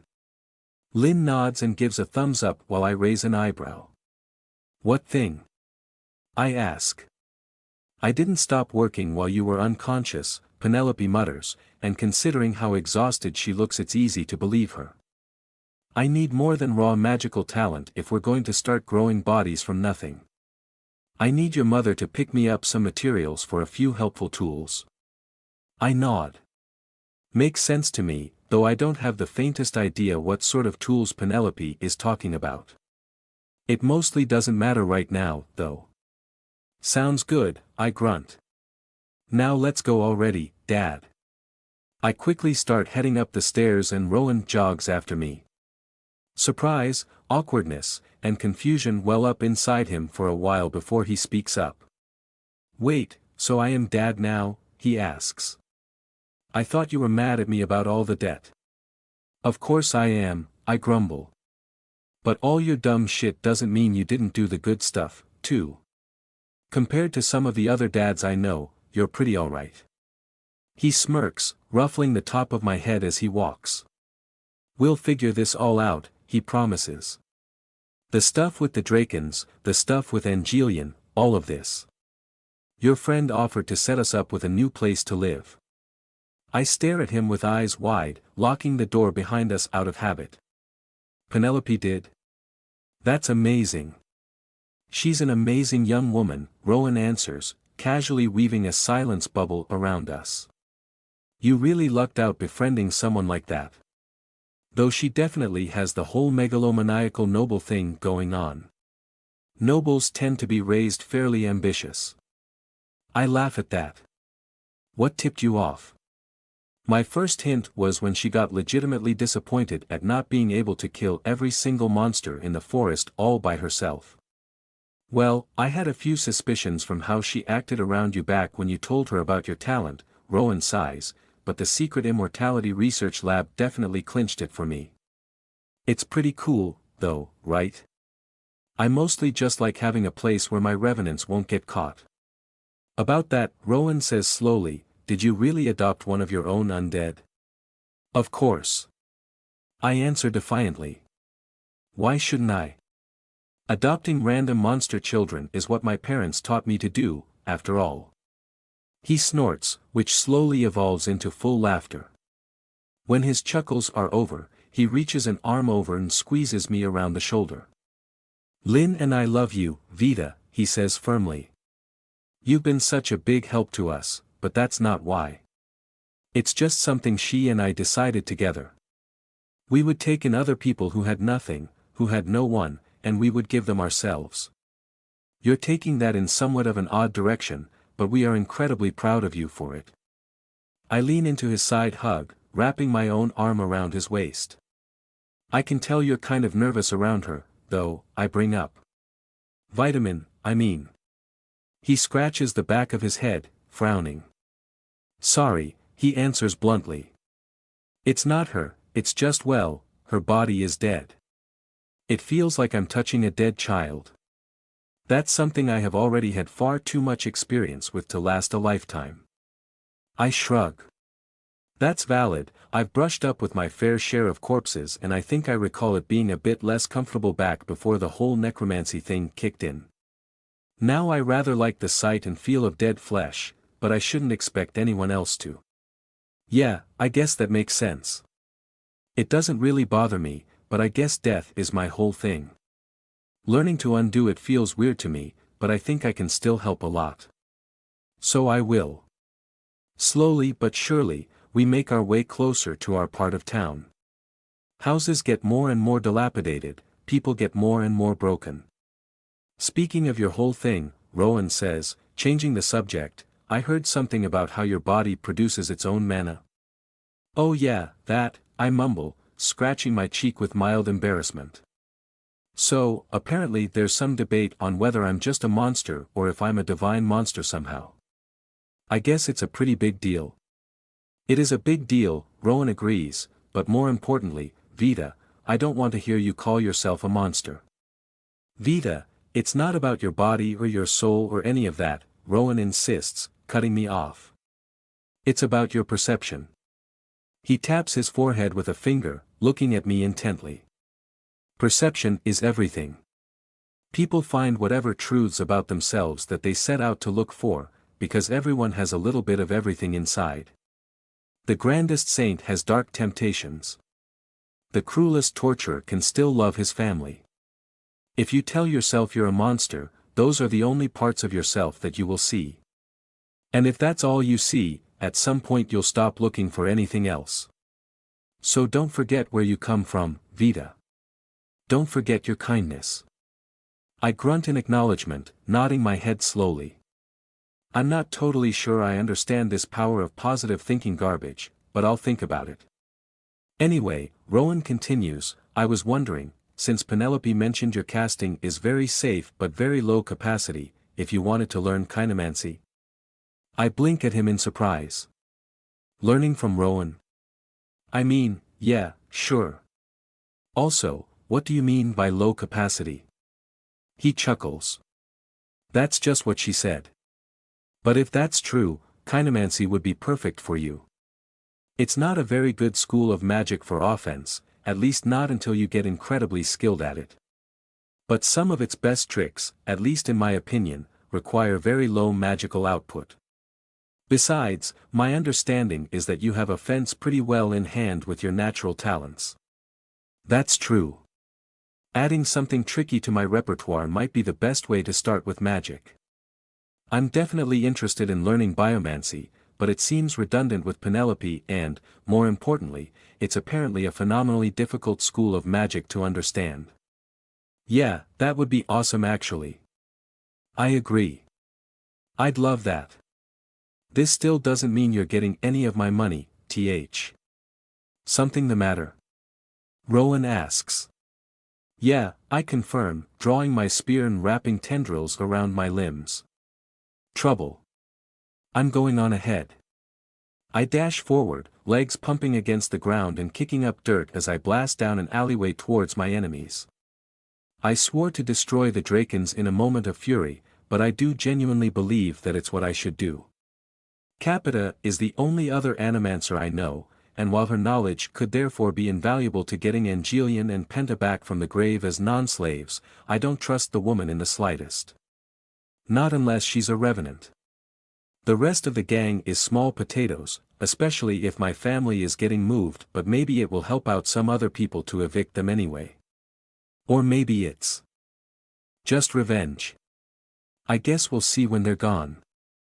I tear around the corner, glaring furiously at my targets as they all turn to face me. Work of art. Capita says excitedly. Our quest takes us in search of you. 'Tis fortunate we have. The last time I said this, I growl, cutting her off, I made the mistake of not really meaning it. I assure you, this time this is your one and only warning. I approach at a walking pace, ensuring my spear is at the ready. You chase a bear from its den, Capita argues in her sing-song way. Her cubs sleep within, so you'd best. I get in range of her idiots and whip a tentacle into each one. In a single motion, they all fall to the ground dead. Capita is further back, unfortunately, and I doubt I can instantly kill her with a tendril anyway. I continue to approach, stepping over the bodies. I don't care how many of you have pissed on the walls, this is not your territory anymore, I inform her. You're too close to me and mine, and we all quit. She has no response but surprise, her jaw open wide. I pull out a soul shard, pushing power into it to convert it to one of my leeching weapons. Placing it inside my spear head, I point the tip towards her heart, still walking forward. I want to get closer before she attacks, to try and end it in one blow. I probably don't have to worry about her cognomancy, but her teleportation is a pain in the ass. You dropped your part of the deal the moment my sister died, I continue. You're going to lament it when you work for me. Her eyes narrow at that, power flowing through the pathways of her soul as she readies her talents to fight. Should I be added to your canvas, the wrath of a storm will descend upon you. I sneer, tentacles writhing with furious energy. The instant I think I'm close enough, I lunge at her. Her teleportation talent activates, but this time I'm faster. I manage to land my attack before Capita can teleport away, but she doesn't just stand there and take it. She dodges and I miss her heart, instead planting my spear into her shoulder. Glancing off bone, it carves the blood and muscle above her left arm. The shard in my spear drinks deep, pulling pieces from her poorly cobbled soul and empowering itself with her waning strength. Unfortunately, her talent then activates. I swear internally, expecting her to teleport away, yet for some reason I find my hands unexpectedly empty instead. With a clatter behind me, I realize that instead of retreating, she teleported my spear right after it hit her. Kind of an odd move, but not one that I'll complain about. I push a second hungry shard into my leather glove and punch her in the face. Unfortunately, without piercing her skin, the strike is far less capable of pulling out bits of soul. With no intention of letting up, I grab one of my knives with my other hand while she's still reeling, putting a shard in that as well. Capita glowers at my weapon, and with another flash of her talent, it's suddenly in her hand. I'm in the middle of trying to stab her with it when the transfer occurs, leaving me to smack her impotently while she uses the opening to stab me with my own blade. My soul shard knows better than to drink from me, but the rest of my knife is not so loyal, carving a shallow gouge through my cheek. Shit! I swear, jumping back to the edge of my tentacle range. I send 4 of my tendrils into her body, grasping and pulling at each half of her soul. I find purchase on the crack in her center, letting me grab and try to yank the damn thing in half. Capita screams, but as I feared, I'm not quite strong enough to kill her outright. The other half of her soul flares with power, the one that holds a talent she threatened me with but never used until now. Whatever it is, I feel the pressure of mana gathering around me. I leap away, trying to make it back to my spear as I feel the spell start to complete inside of her. Something goes wrong. As mana fills the pathways of her soul, it reaches the broken edge of its half as if it expects to find more there, but instead simply bursts through to her core's center. The mana is still gathered, the spell still activates, but it comes out horribly wrong. Capita attacks with only half of a talent, and it works about as well as a bomb with only half the casing. In the spot where I was standing a mere second prior, a screeching roar that nearly bursts my eardrums accompanies a rapid influx of air. Leaves and dirt particles suck upward into the center of the effect, spiraling closer and closer together before colliding together and crushing down to the size of a grain of sand. A wave of pressure vibrates my body for a silent instant, tiny explosions of lightning and flame and sparks of light dancing around the area before a thunderous clap ends it all, knocking me sprawling as I try to make my way back to my weapon. 'Tis a crime to shatter such a priceless piece. Capita shrieks, scrambling to her feet. No wonder I've never seen her use the talent before, she's just as endangered by it. Don't make me, work of art. I ignore her threats, already leaping back in the cognomancer's direction with spear in hand. A tendril empowers my backup knife with a shard as well. She'll probably teleport the spear again, so the knife will be my true attack. Of course, she's still holding my first knife, so I have to worry about not getting stabbed again, but I'll figure it out. Sure enough, power gathers in her soul, specifically the half that teleports. I lunge with my spear, but rather than feeling it vanish from my hand, Capita ducks the strike, stepping in closer with a knife. I start to dodge, and in an instant I realize that's a fatal mistake. The knife is just a feint, and the way I fell for it combined with the failed strike on my end gives Capita the perfect opportunity to plant the palm of her free hand square on my chest. A spell surges, incredible amounts of mana passing into me. It's not the painful kind that rages when caught inside my soul, but simply a spell being cast on my physical body. That doesn't mean that it's any less dangerous, of course. It feels like when Penelope casts a spell to heal me, and I know full well whenever one of those spells enters me, Penelope can just as easily rip my insides apart. I suspect that Capita is not about to be as kind as my ornery biomancer. Thankfully, I know how to resist spells. I can cut off Penelope's attempts at healing, and I just as easily cut off Capita's attempt at teleporting me. With a flex of my soul's power, I fight the energy Capita pours into me and win. The look on her face as I fail to be budged is priceless. Unfortunately, my spell resistance doesn't seem to extend to my stuff. A sudden chill encompasses my entire body as everything within an inch or two of my person is fully affected by the spell and removed. Only my spear is large enough to be outside this radius, and I'm much closer to Capita than I'd like to be in terms of using the polearm. Noticing the new location of my teleported shards as I jump away, I track the distant fluttering of my outfit and gear as it starts its fall from hundreds of feet in the air. A fall that, should I be subject to it, I doubt I'll be surviving. Not that I like my prospects of fighting without armor or even clothes much better. Oh, my. A work of art without its finishing coat of paint. Capita chuckles, also taking the opportunity to jump away and create more distance. Unexpected but not unwanted. Surrender, please. Capita asks hopefully. I respond by throwing my spear at her. I suspect if I don't, she's just going to teleport it out of my hands anyway. Unfortunately, she not only dodges it but strikes it mid-flight, forcing me to leap out of the way as the flying projectile is suddenly behind me, nearly skewering me through the kidney. The moment I start to move, Capita aims her terrifying second talent at me, starting an implosion in the area I'm about to end up. Thankfully, I know something she doesn't. Before she can complete her partially broken innate spell, an invisible Rowan blasts a gout of fire at the back of her head. Capita's talent sputters and fails as the woman shrieks in agony, diving out of the way as best she can while attempting to stab Rowan in the gut. Of course, she misses catastrophically, Rowan not actually standing anywhere near where the flames originate from.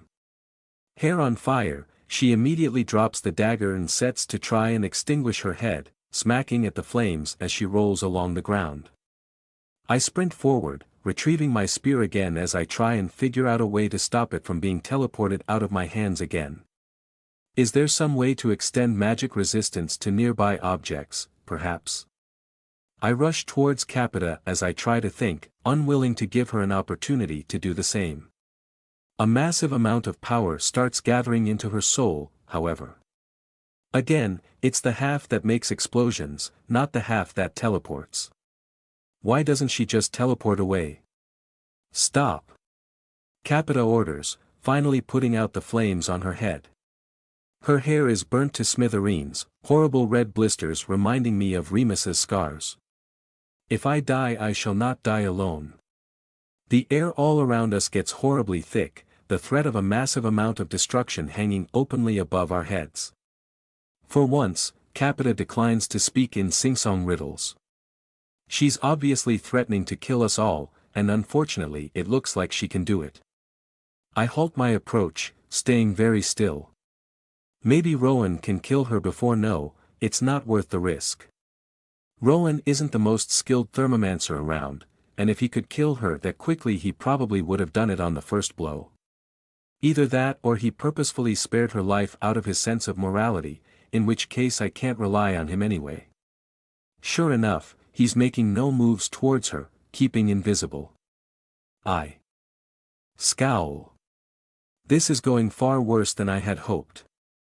I didn't think to plan for Capita teleporting everything except herself. Not that I had a particularly detailed plan coming into this. I just felt her near my home and kind of flipped out. Why? Capita cries, staring at me. Quite literally, too, tears start to form in her eyes. Why? I wanted to be friends with you. The sincerity of those words, combined with just how unexpected they are, has me reeling a little. What? That's so damn ludicrous I've half a mind to assume my senses aren't working. You brought a bunch of goons to my house after my sister recently died because you wanted to be friends with me? I ask, shocked at the sheer audacious stupidity of the idea. I feared the wrath of the artist's work, Capita chokes, though it would seem my entourage was more gift than guard. I must say, since you have clearly not accepted the gifts as a peace offering, it's rather rude to eat them anyway. Now, the woman asks, seeming genuinely miserable. Now I think I rather wish to forget all of this. Let us start over, O work of art. When you see me again, kindly do not inform me how utterly I failed. I don't get much time to be dumbfounded by that, for the mana in the air surges even higher. Holy shit, she's actually going to kill us all. I rush straight at her as fast as I'm able, desperately hoping I can stab her through the head or heart before all that power can be unleashed. Yet I'm too slow, I know I am. This was reckless. I should have never fought her before I can rip her to shreds with one tendril. Rowan and I together almost beat her, but I never guessed her other talent could just smash us into dust. I got arrogant. Again. Yet at the last moment, everything shifts. Power from one side of her soul shunts itself into the other, and Capita grins madly at me as my magic resistance is overwhelmed and everything suddenly vanishes. My ears pop painfully and I'm instantly overcome with a sense of vertigo, my vision flashing yellow. Yellow. The sky is everywhere, without any city walls or trees or even tall people to hamper my view of it. Islands are in every direction, not just up. One droops with verdant greens, massive vines likely the size of entire forests hanging from its sides, swaying in the breeze. Another made of deep red stone, curved spires jutting out of its top and bottom, like claws grasping at the clouds. I can even see the edge of my own island from here, and beyond it, far below, I see hints of the mists that I'm quite thankful to notice are thick today. I get to appreciate this for only the barest instant before I realize I am falling. My body twists and tumbles in the air, a scream escaping my lips as I try and fail to orient myself somehow. There has to be a way to improve my odds of survival. Yet I have nothing, not even a shirt to try and fashion into a shitty parachute. Although I have to wonder as I struggle to stop spinning, will it even matter? I'm above the city, I can tell that much. A city made of stone and clay, sitting in a crater. There's not exactly going to be a soft place to land. As panic fills me, a familiar soul suddenly pops into my range, though with something subtly wrong with it. Is the work of art falling into a spot of trouble? Capita asks cheerfully. Her hand grabs my shoulder, stabilizing me so that I am merely dropping through the air rather than tumbling through it. We're horrifyingly high up, much further than my gear had been teleported.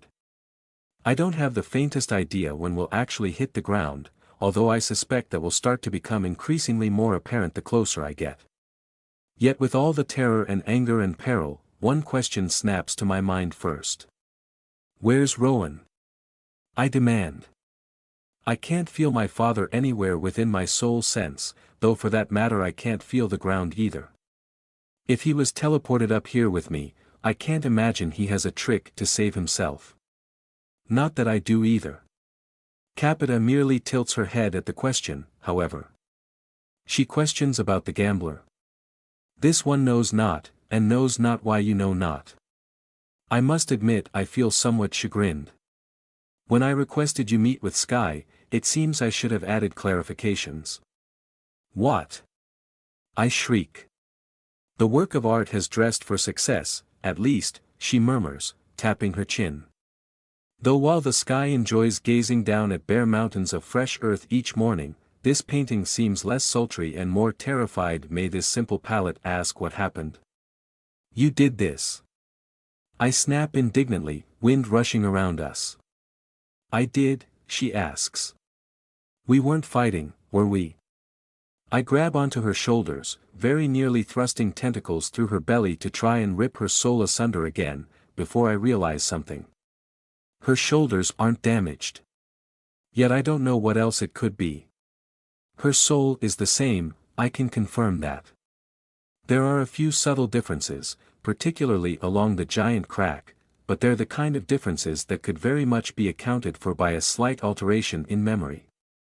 There's something bugging me, something else that I know is wrong, but I don't really have time to look into it while falling to my death. In fact, it's about time I ditch my entire half-baked plan to murder Capita. At least for now. I'm unarmed, unclothed, and against someone somehow unharmed. I need to figure out quite a few counters before I'm ready to get revenge for Angelian, but I seem to have the opportunity being handed to me, so I may as well take it.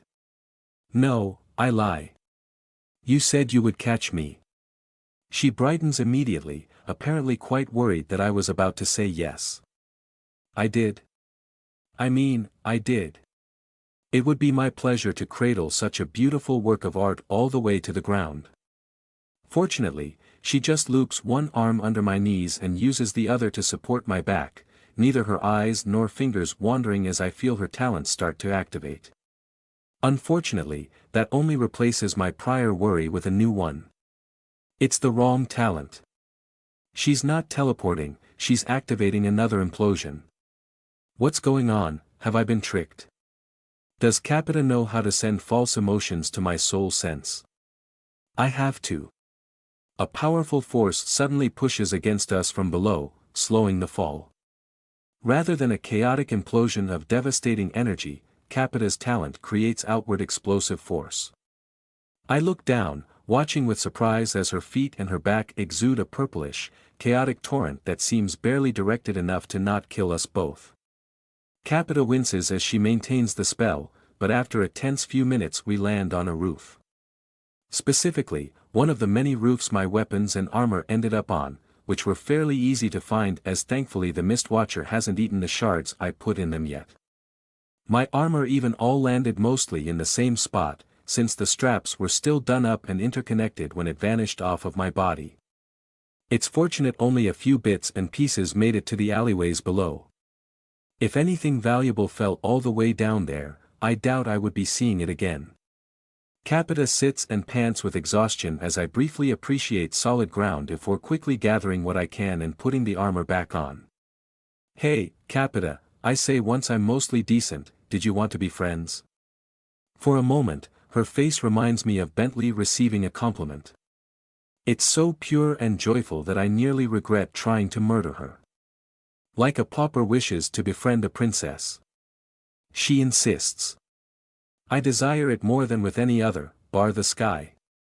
Sky's gang let my sister die, I remind her. You know that, right? That sobers her real fast. It was not his fault. The man assigned to watch your family took a bribe. We have him in custody, and I will happily arrange transferring further punishment to you. I frown. But you should, Capita all but whines. He will fix this city. He will save our home.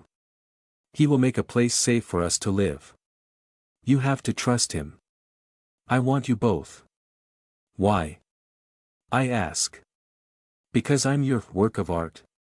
You barely know me, Capita. We've had a handful of interactions and most of them involve threats or mind control. Usually both. She has no apparent response to that, so I continue. What is Sky doing with all the metal he had Lynn steal? I ask. Her eyes go wide.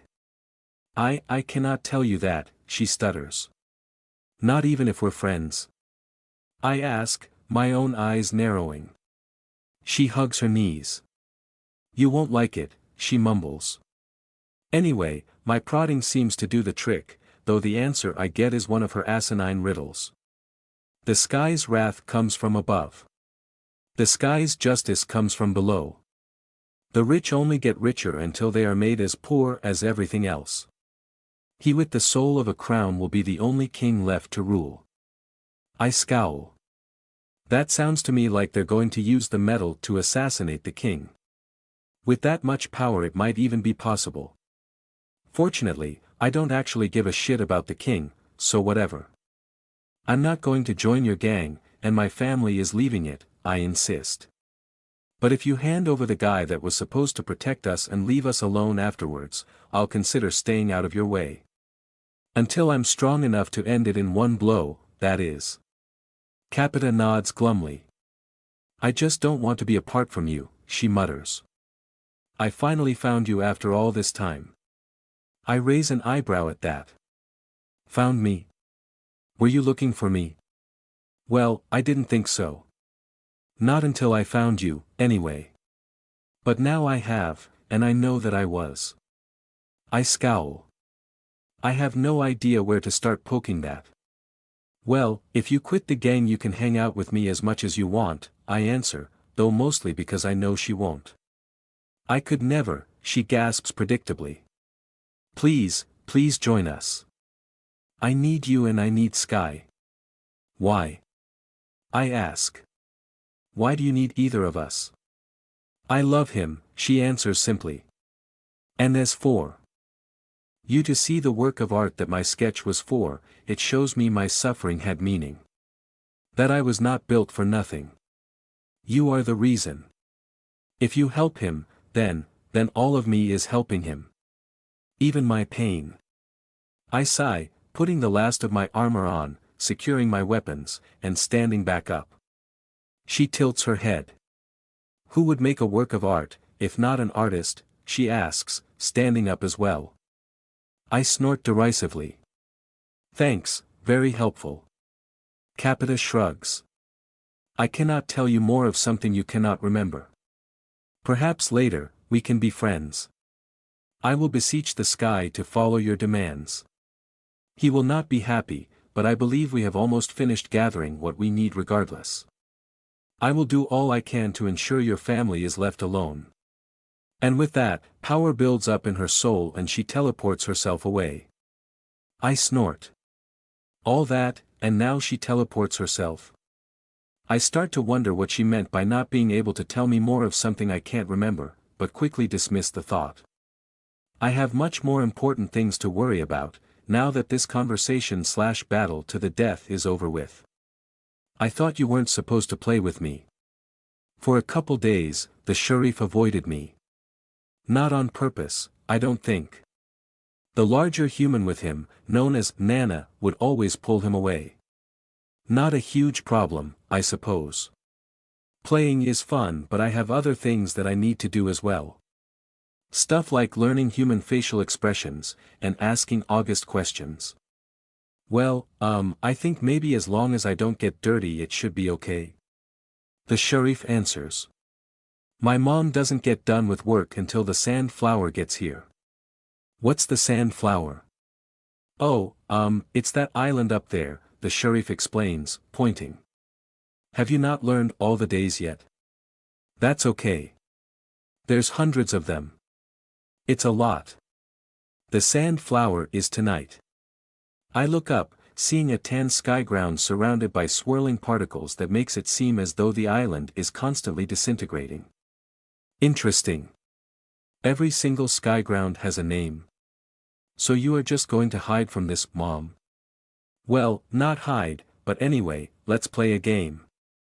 How about hunters versus monsters? I tense. Hunters? Monsters? What does he know? The Sharif just keeps talking, though, seemingly oblivious to my discomfort. One of us pretends to be the evil monster, and the other is the hunter. We get to make up our cool talents or monster powers and then we pretend to fight. But don't actually fight, it's not good to hurt people. We just pretend to, like boom. Pew pew bam kaplooey. The small human jumps around, making hand motions as if he was casting a spell, though no actual magic comes out and I feel no telltale pinprick of danger. Pretend, huh? As in, plotting for a potential future event? Learning to combat opponents of arbitrary ability? That does sound like a useful game, but if the fight is pretend, how do we know who wins? The Sharif stops hopping around for a moment to look at me with what I'm pretty sure is a confused expression. Well, the hunter always wins. They're the hero. They kill the monster and they save everybody. I take a step backwards, second set of hands clenching the inside of my cloak hard enough to hurt. I don't think I like this game, I breathe. Why not? The Sharif asks. I don't want to play a game where I always die, I answer. Once again, the sheriff gives me that funny, confused look. You don't have to play the monster every time, silly. You can be the hero, too. Do you want to start as the hunter? I blink. Me? Come on, Lark. What is your cool hunter talent? I frown, but after a moment's thought I pantomime the motion that Death Slayer used to draw her bow. I turned my body sideways, imagining pulling the string back, creating the force and tension necessary to carve a hole through any enemy. The weapon I fear and respect more than any other. I'll use a bow, I answer. It's super awesome and it never misses and it can smash trees.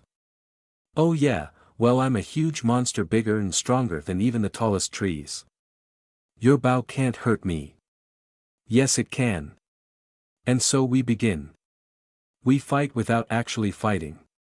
It is a complicated system of imagined backdrops and exaggerated movements, where the rules change constantly. Yet the animated descriptions of the sheriff and the fascinating puzzle of fighting a creature that can apparently make up new abilities whenever it wants captivates my attention. I like the sheriff. I like that the sheriff sought me out when he thought he was able, despite possibly risking trouble for doing so. That means he actually likes me, right? He's not just pretending. I look forward to ensuring he won't have to worry about getting in trouble anymore. The sandflower is upon us before I know it, time passing by so fast I could have assumed I've been in torpor. The banana soon collects the sheriff, or, I guess it's just, sheriff, technically, and it won't be long before darkness falls. I remove myself from the stone structure part of the human colony, returning to where I know August waits. He is where he is every day, getting ready to pack up his stall and return home. I don't say any words, simply moving in to assist. He smiles down at me, and together we finish converting the cart. I ride on top of it as August pulls the entire contraption out towards the forest. I suspect I am a lot stronger than August is, but I am not tall enough to reach the handles that would allow me to help. I have considered using webbing to help pull, but I am still afraid. Humans don't have webbing. Thank you, Lark. How was your day? August asks kindly. It was fun, I answer. Sheriff came back. We played hunters and monsters. Did he? That's great news. I'm glad you and your friend can keep being together. Yes. I like Sheriff. He never tries to grab my cloak or take off my mask. The other kids always bother me about it, especially when we play tag. Oh no, I'm sorry, Lark. They shouldn't be touching you like that. It's fine. They don't actually touch me. They're way too slow. August chuckles. So I've heard. You must have quite the powerful talent. You're very, very young to have one so developed. I'm sure you'll grow up strong. I frown under my mask. I have mostly picked up from context what a talent is. Fancy, special powers that make some humans more dangerous than others. It's little wonder that fighting humans is always so different. I stay silent at the comment, not at all wanting to get into a conversation about what I can do. I doubt any of my abilities are talents at all. August, as usual, doesn't press the point. He lets me be quiet when I don't want to talk. The degree to which he is comfortable not knowing concerns me. I, after all, am dangerous. If he displays such a lack of curiosity to all dangerous things, he will be killed. Stupid human. Though I suppose if he was more curious, I wouldn't be staying with him in the first place. Now I'm conflicted.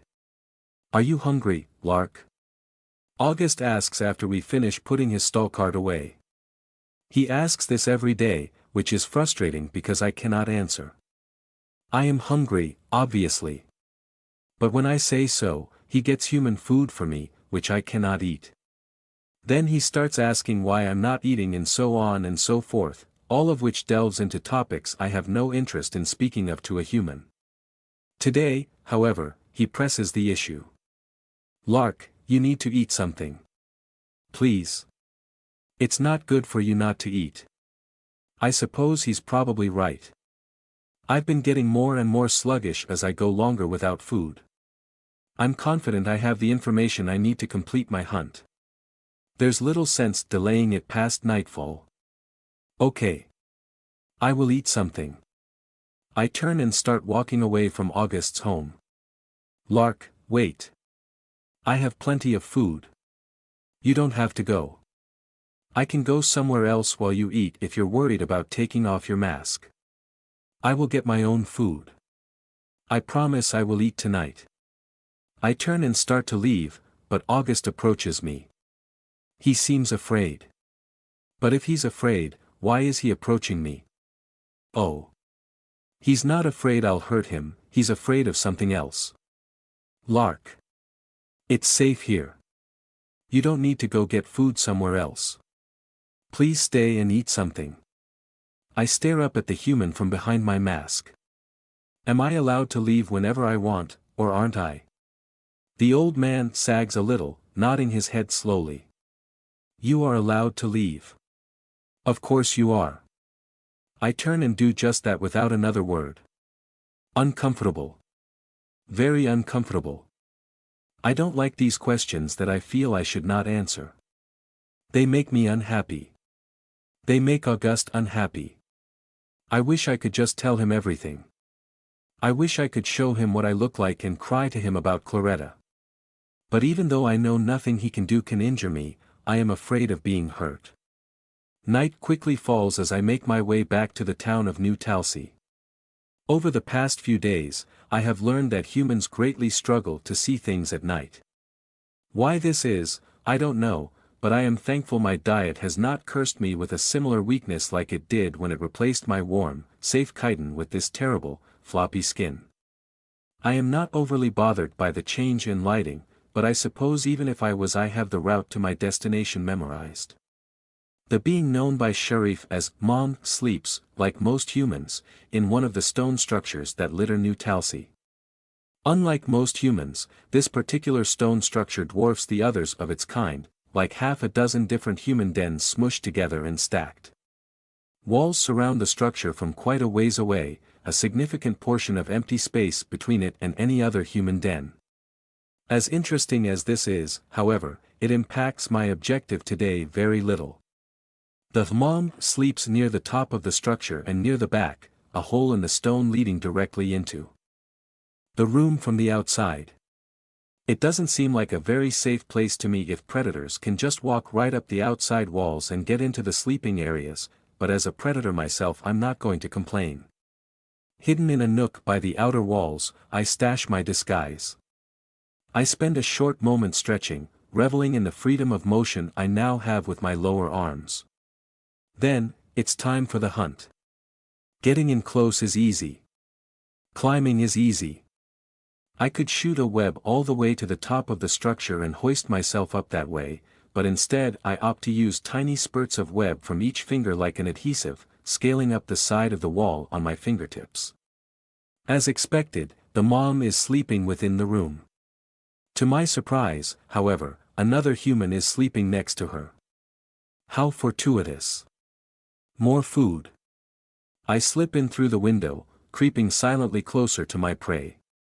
Humans are like cat cells in that if you capture one they'll start to make all sorts of noises. I should probably bind them by the head first, force their jaw closed, and finish trapping them afterwards. There are way too many humans nearby for me to want to risk them calling for more. I weave some simple gags, leaping onto the pair of humans and binding them down by the face before they know what's going on. This wakes both humans, but I have a few brief seconds to finish my work before they're aware enough to retaliate. Tearing the covers off the bed, I repeat the process with their legs. One of them, who I'm fairly certain is a man, is lucid enough to attempt to kick me, but he's far too slow to make a difference. The screams start, but not in time to make a difference. They should be muffled enough, and with just a few more threads, the humans are bound tight. I crawl over the bed and my prey, holding them steady as I layer more and more webs to ensure I am not bothered during my upcoming feast. They squirm and struggle, horrified, muffled noises accompanying the creaks and shakes of the bed as I finish my preparations. Once ready, however, I make the mistake of looking into their eyes. I have been working a lot over these past few days to learn human expressions and tell the difference between human faces. The latter is still more than a little difficult for me, but I'm figuring out other ways to tell humans apart which help me compensate for that. Smell is a big one. Everyone smells differently when I pay attention to the subtle distinctions, and I almost always know if I'm meeting someone I've seen before or not as long as I get close enough to them to tell their smell apart from the countless other humans around.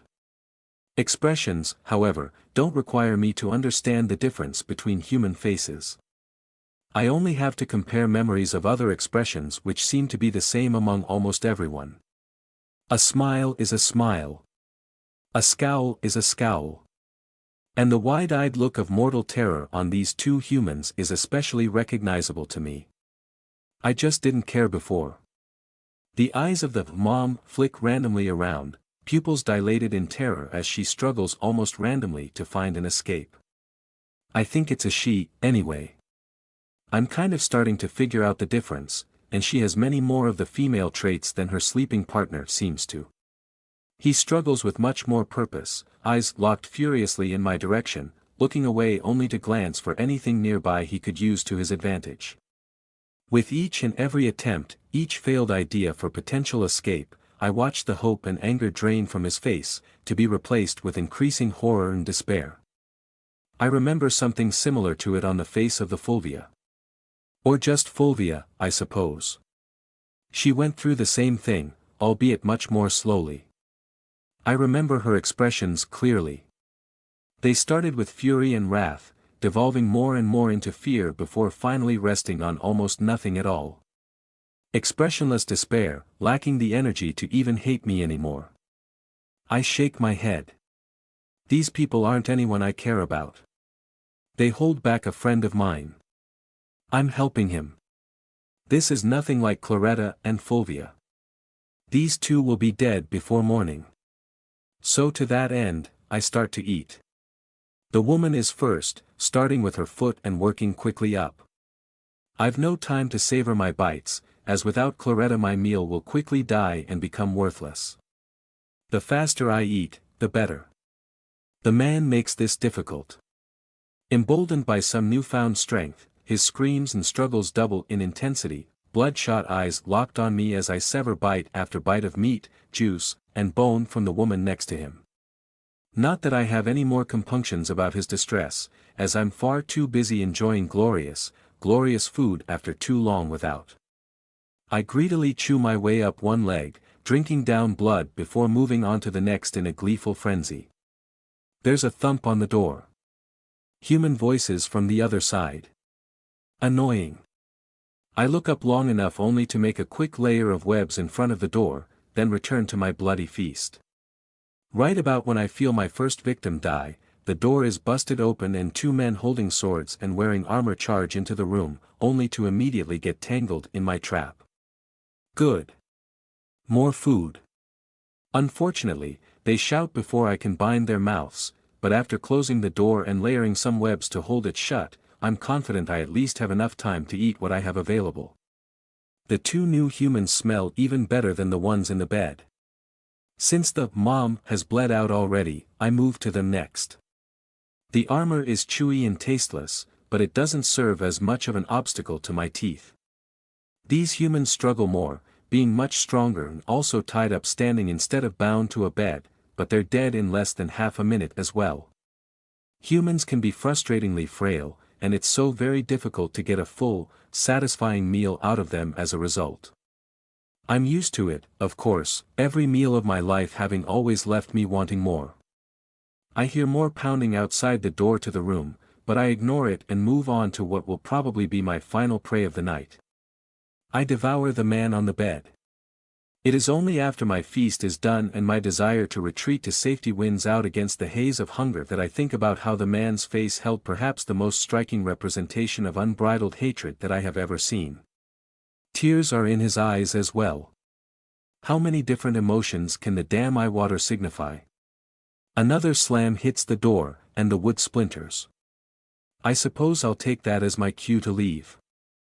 I leap out the window, scrambling across the yard and over the outer wall before any more humans see me. Unfortunately, I'm a bit covered in blood, so I'll have to sprint to a nearby well and wash myself off before recovering my things. That doesn't take very long, however, and soon enough I get my disguise back on, returning to August's house. The old man is asleep, as he tends to be every night. I feel a lot more inclined to rest than usual as well. Something about eating a significant percentage of 4 different humans after such a long fast has me feeling quite relaxed. I'm still hungry, since I'm always hungry, but I no longer feel debilitated. The hunger is now merely an urge, not an encroaching threat. The humans are no doubt looking for me.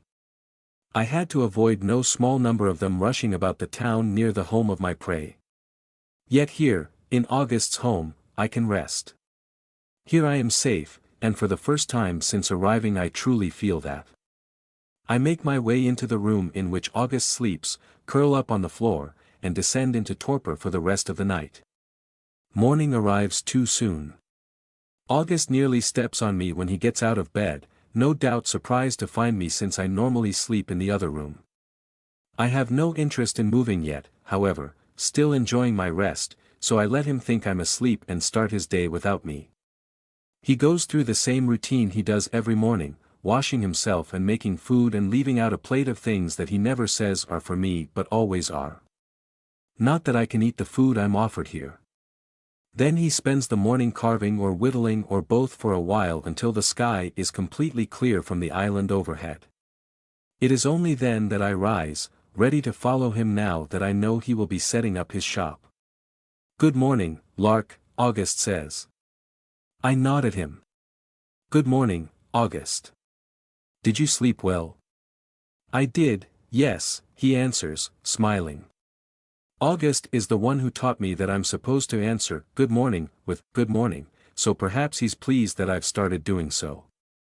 "Yourself?" "No, I did not. But I found food. I feel much better now." "I'm happy to hear that," he says.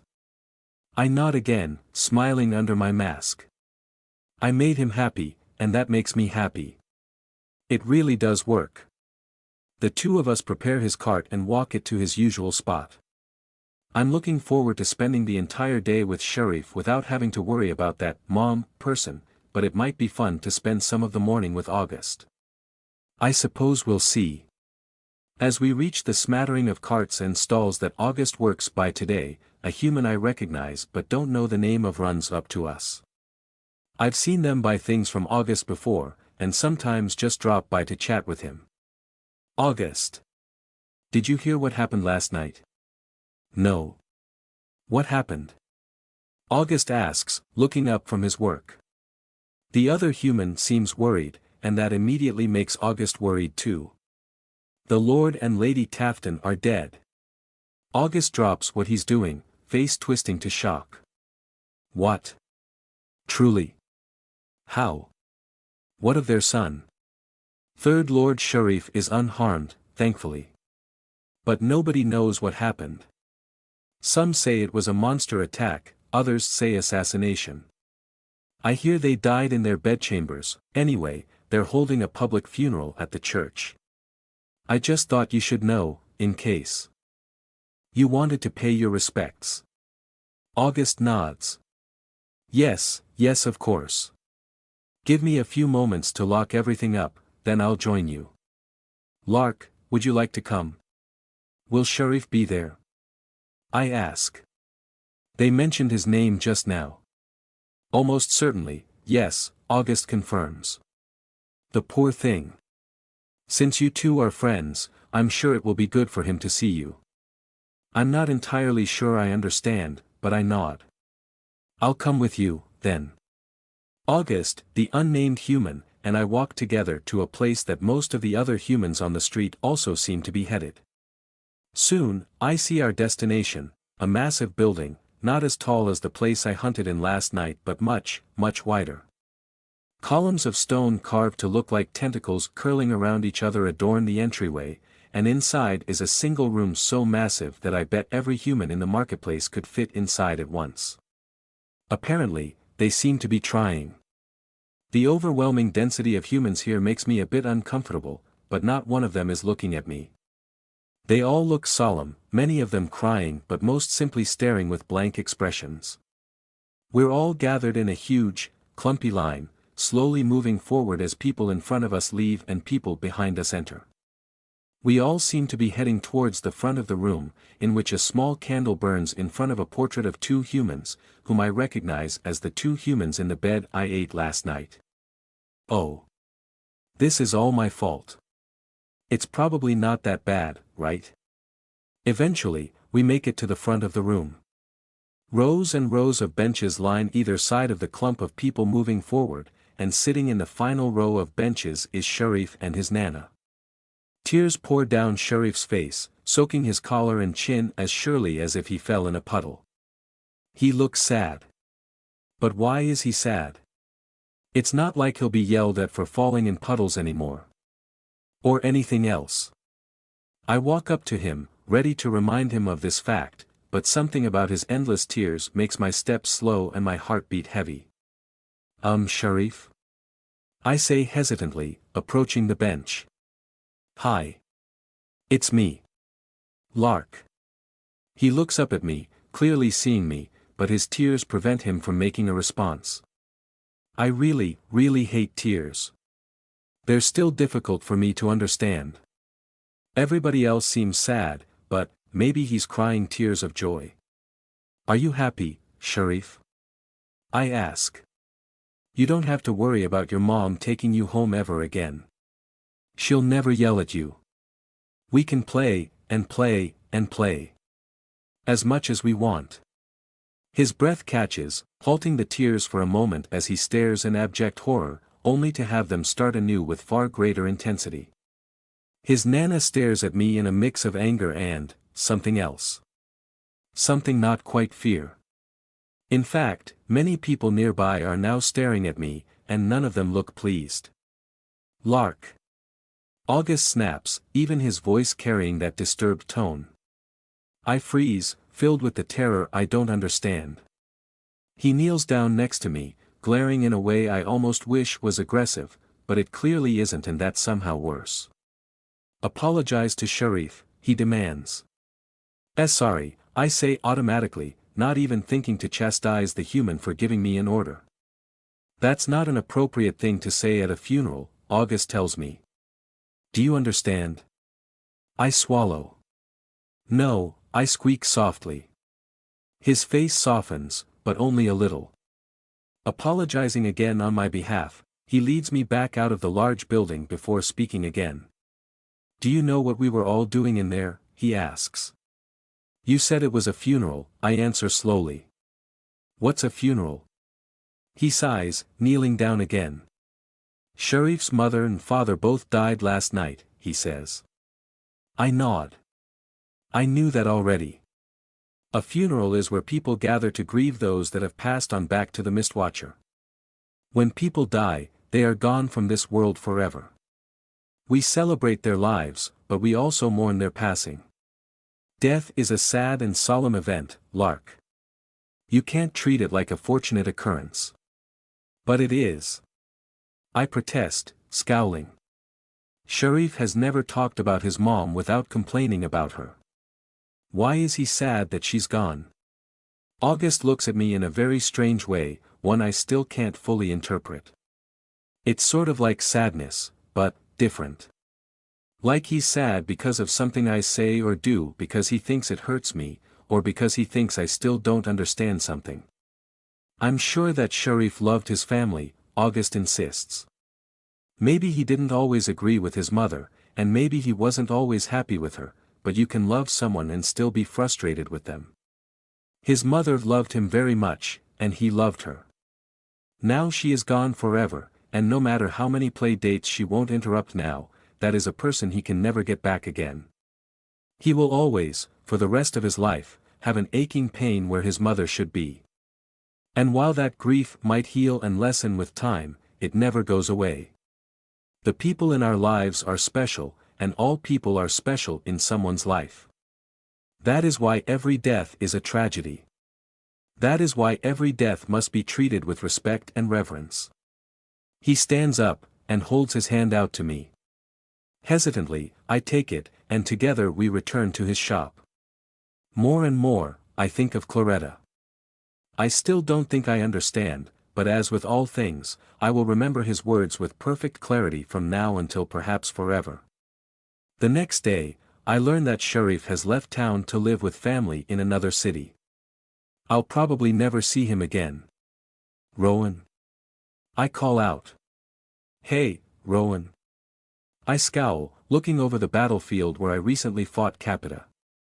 6 corpses lie in the road, a shallow crater behind them where Capita's implosion spell annihilated part of the ground. There's no sign of Rowan around, but that means I don't feel his soul hanging around either, so he's probably not dead. He didn't run after me to help with Capita anymore, so there's only one other place he'd have gone, the shack. Unless he's an idiot, but when it doesn't come to gambling the guy is super smart. I assume that's where I'll end up finding him. In the meantime, I suppose it would be a waste not to see what these bodies have on them. I kneel down, hands quickly rifling through the pockets of the dead. First come, first serve. That's just how it is around here. Excuse me, miss, but you wouldn't happen to know what occurred here, would you? They don't seem to have a soul at all. All 3 of my eyes look around wildly, panic filling me. How long have they been here? Why can't I feel them? Am I going to die? If I can't affect their soul, I don't stand a chance. But how do they not have one? I've never. My apologies, miss. I didn't mean to startle you. I am High Templar Brown. I'm here to ask a few questions. Hearing the voice is just weird to me. Everything feels wrong, my mind reeling to find answers to basic questions. Are they a man or a woman? What type of person are they? How are they feeling? It fills me with unreasonable panic, and it shouldn't. I know how to do this shit.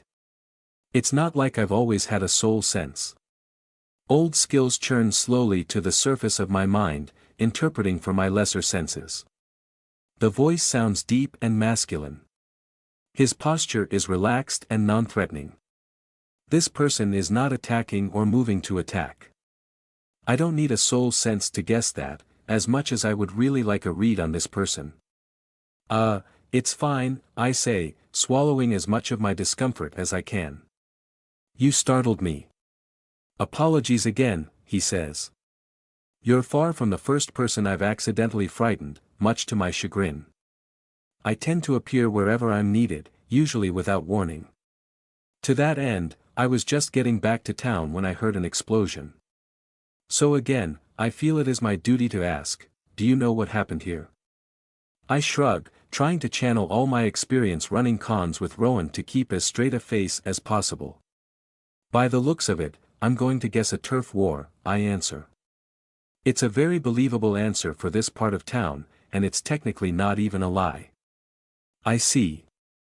And what, may I ask, are you doing with the bodies? Checking them for valuables, I shrug again, entirely unashamed. You've got to get what you can to survive around here. Speaking of, it's really weird to see a High Templar in this part of town. Well, most of us have been assigned abroad. With the Hive Rock situation, it was deemed necessary to recall us. Although it would seem things have gotten much worse than I expected during my absence. I must admit, I find it odd to see someone so well armed and armored resorting to petty thievery of the dead to get by. I blink. I guess that's a good point, I mutter thoughtfully. I suppose I don't need this stuff. Collecting it is just kind of a habit. I should probably let some other urchins have it. Especially if my family is getting moved to a better part of town, with Penelope footing some of the bill. In that sense, I suppose my family has made it. They're pretty much living the dream of every kid here, to be rescued by some rich hero with a heart of gold. Penelope is not normally someone I would call altruistic, but she definitely has her moments. You need to let the guard have it, the High Templar corrects. These people need to be identified and their belongings returned to their families. Families? Oh shit, I hope they don't have families. It would be just my luck to create another vengeful pseudo-orphan right after I finished getting rid of the last one. I should have considered that. Still. You're absolutely bonkers if you think the guard would do anything with the valuables on these bodies other than pocket them, I say bluntly. Just leave it all here. Or better yet, give it to the first street kid you see. It could save their life. I wish I could at least see the man's expression, though. His face remains stubbornly behind a helmet. Have we truly fallen so far, he mutters to himself. I shrug once more, for it is an expression that serves me well when hiding my heart-smashing panic. I decide to take that small monologue as my permission to leave, but unfortunately, he calls out to me as I go. What is your name, miss? I grimace. They probably have my face plastered somewhere in the Templar headquarters, so as much as I want to lie it's probably a bad idea. Vita, I answer. I'm a hunter. And I guess a slave of House Erebus, technically. I don't want to add the last part, but it does mean he can't legally stab me through the face on a whim, so it seems prudent to include. Besides, maybe I'll be lucky and he won't recognize me. He implied that he just made it back to town after a long time abroad, after all. Oh, you're that girl, he hums thoughtfully, crushing all of my hopes. You're accused of some quite heinous crimes. I narrow my eyes. Figures. You may direct any allegations against me towards First Lord Erebus. And for the record, I believe I was promised a reward for wiping out the Nora and retrieving Remus and his sword unharmed. I've yet to receive it. Unless you intend to deliver that, may I go? Yes, he says immediately, much to my relief. Between you and me, I find the report rather suspect. But the higher-ups will be going through with the investigation regardless. I regret to inform you you will most likely have to deal with inquisitors bothering you in the future. I do apologize. I assure you, the inquisitors are an honorable sort, with no compunctions against prosecuting a High Templar should someone be framing you like your master claims. We have learned the dangers of letting rot fester in our organization. Only after walking around several corners do I dare to turn my head to check if I'm being followed. Braum isn't there, thankfully. I pick up the pace, sprinting all the way back home. An unfathomable amount of relief washes over me when I feel the souls of Rowan and the children, safe and sound where they should be. Thank goodness. Rowan! I shout, waving as I approach the shack. He peeks his head door, giving a relieved sigh of his own as he sees me approach. Vita, he calls back, scooping me into a hug as I rush into him. Thank the Watcher you're all right. After you vanished, I ran off to look for you, but well, I couldn't leave the kids alone and I had to trust you would be okay. I'm glad I was right. Yeah, good call, I nod. Capita and I are under a truce, I guess. Hopefully, she'll convince Sky to leave you and Mom alone.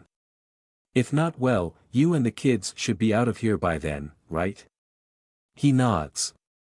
According to your friend, that's right, he rubs his thumb across the cut on my face.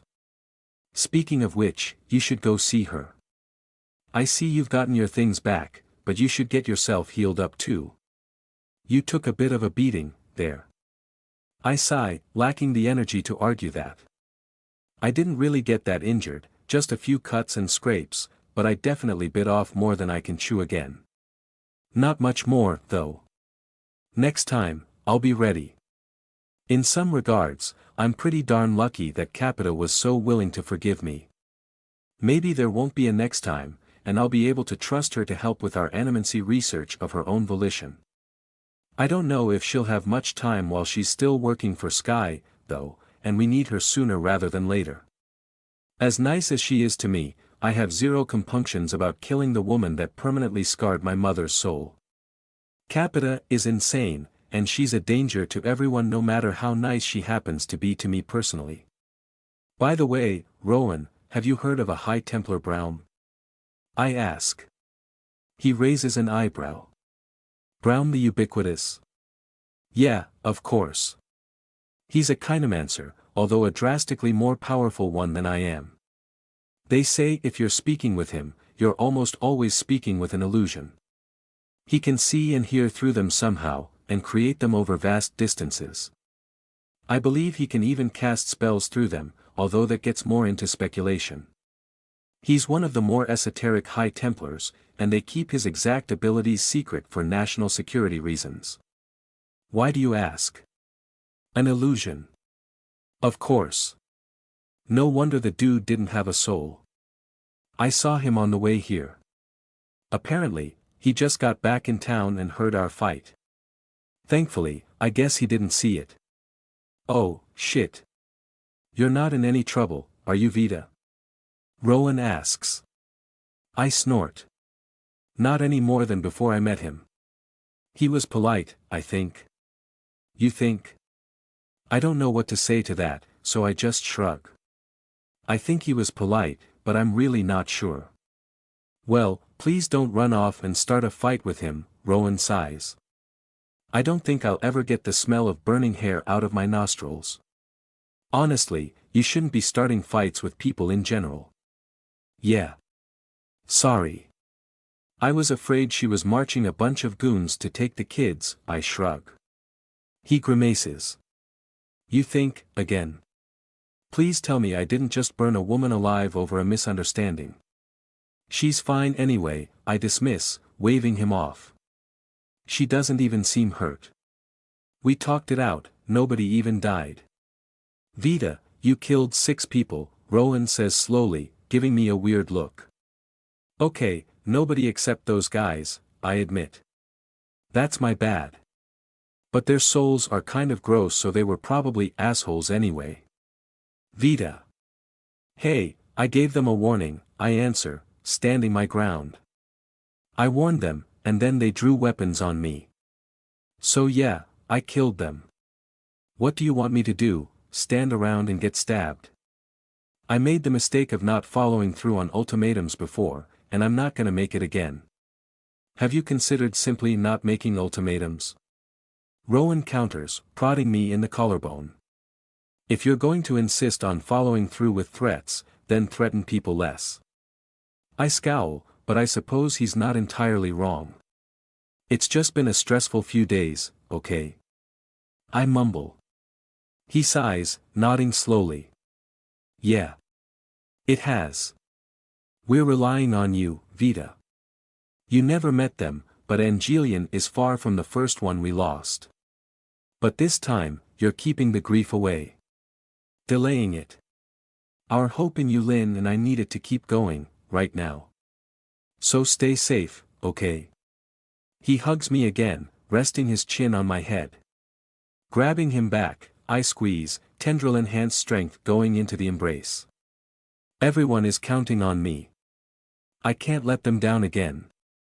I should head back to the Hunters Guild, I announce after a long period of silence. I'm supposed to check in every day. One last thing, though. Is there a way to extend magic resistance to my stuff? Rowan shakes his head glumly.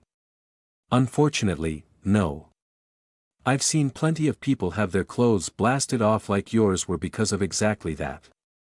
Well, not exactly like yours, but it happens due to all sorts of magic.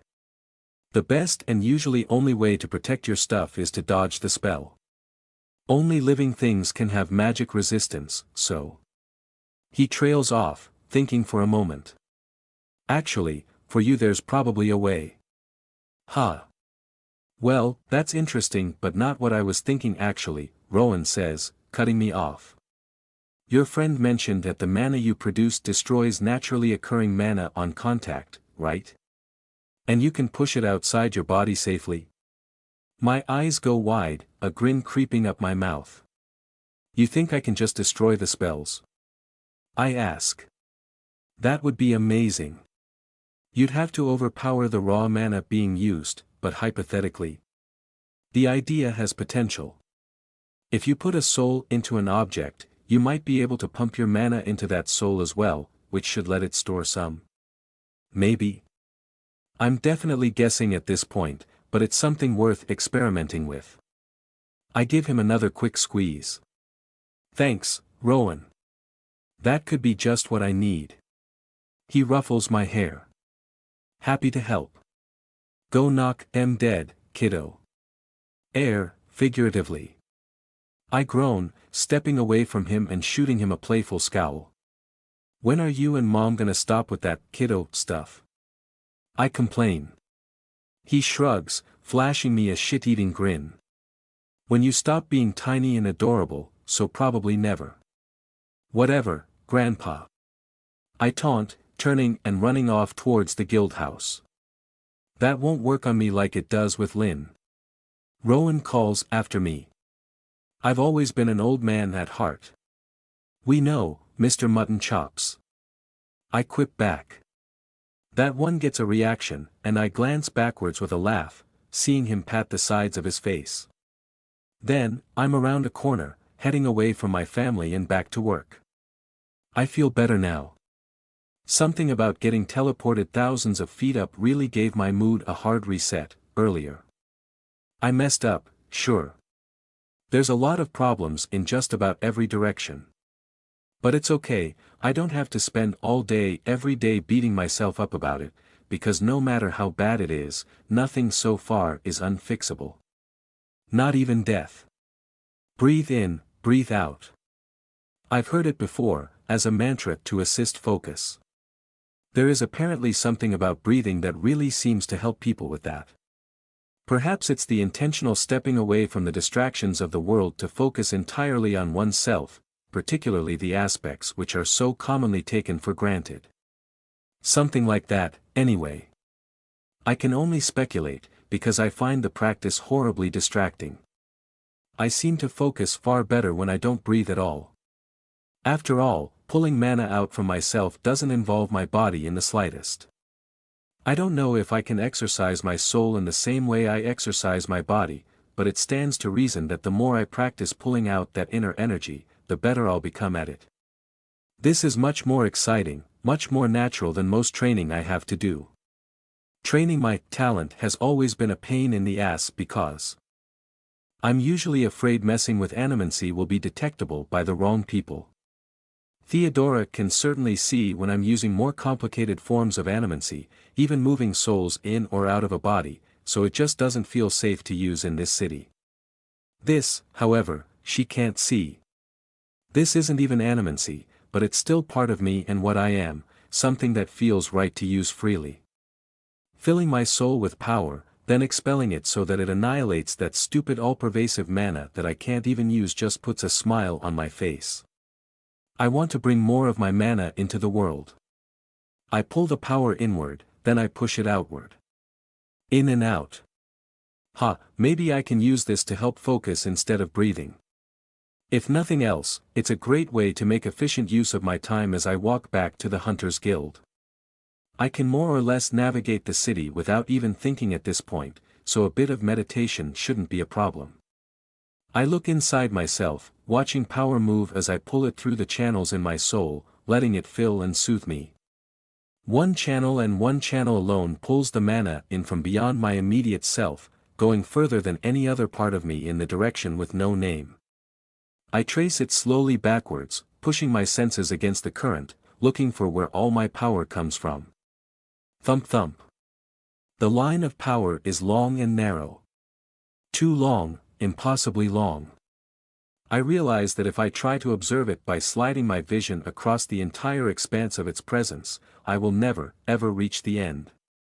Like a ring wrapped around my body, I can never see all of it simply by rotating my head. I cannot travel to the end of something which goes forever. But I am not limited to such paltry ways of sensing. Thump thump. Every single soul in my range is known to me.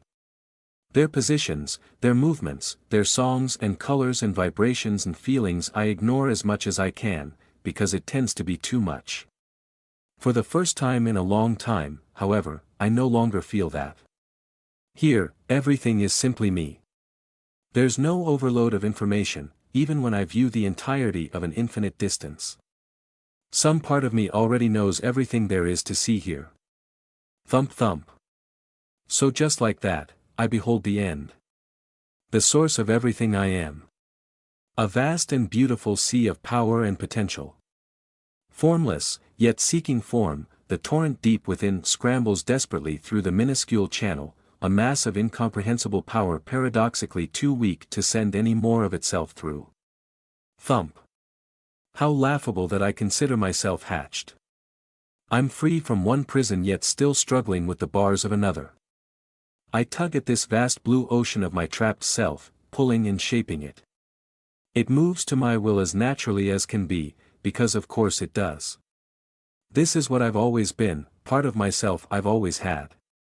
I move it with the same instinct that moves my tendrils, I see it as easily as I see with my eye.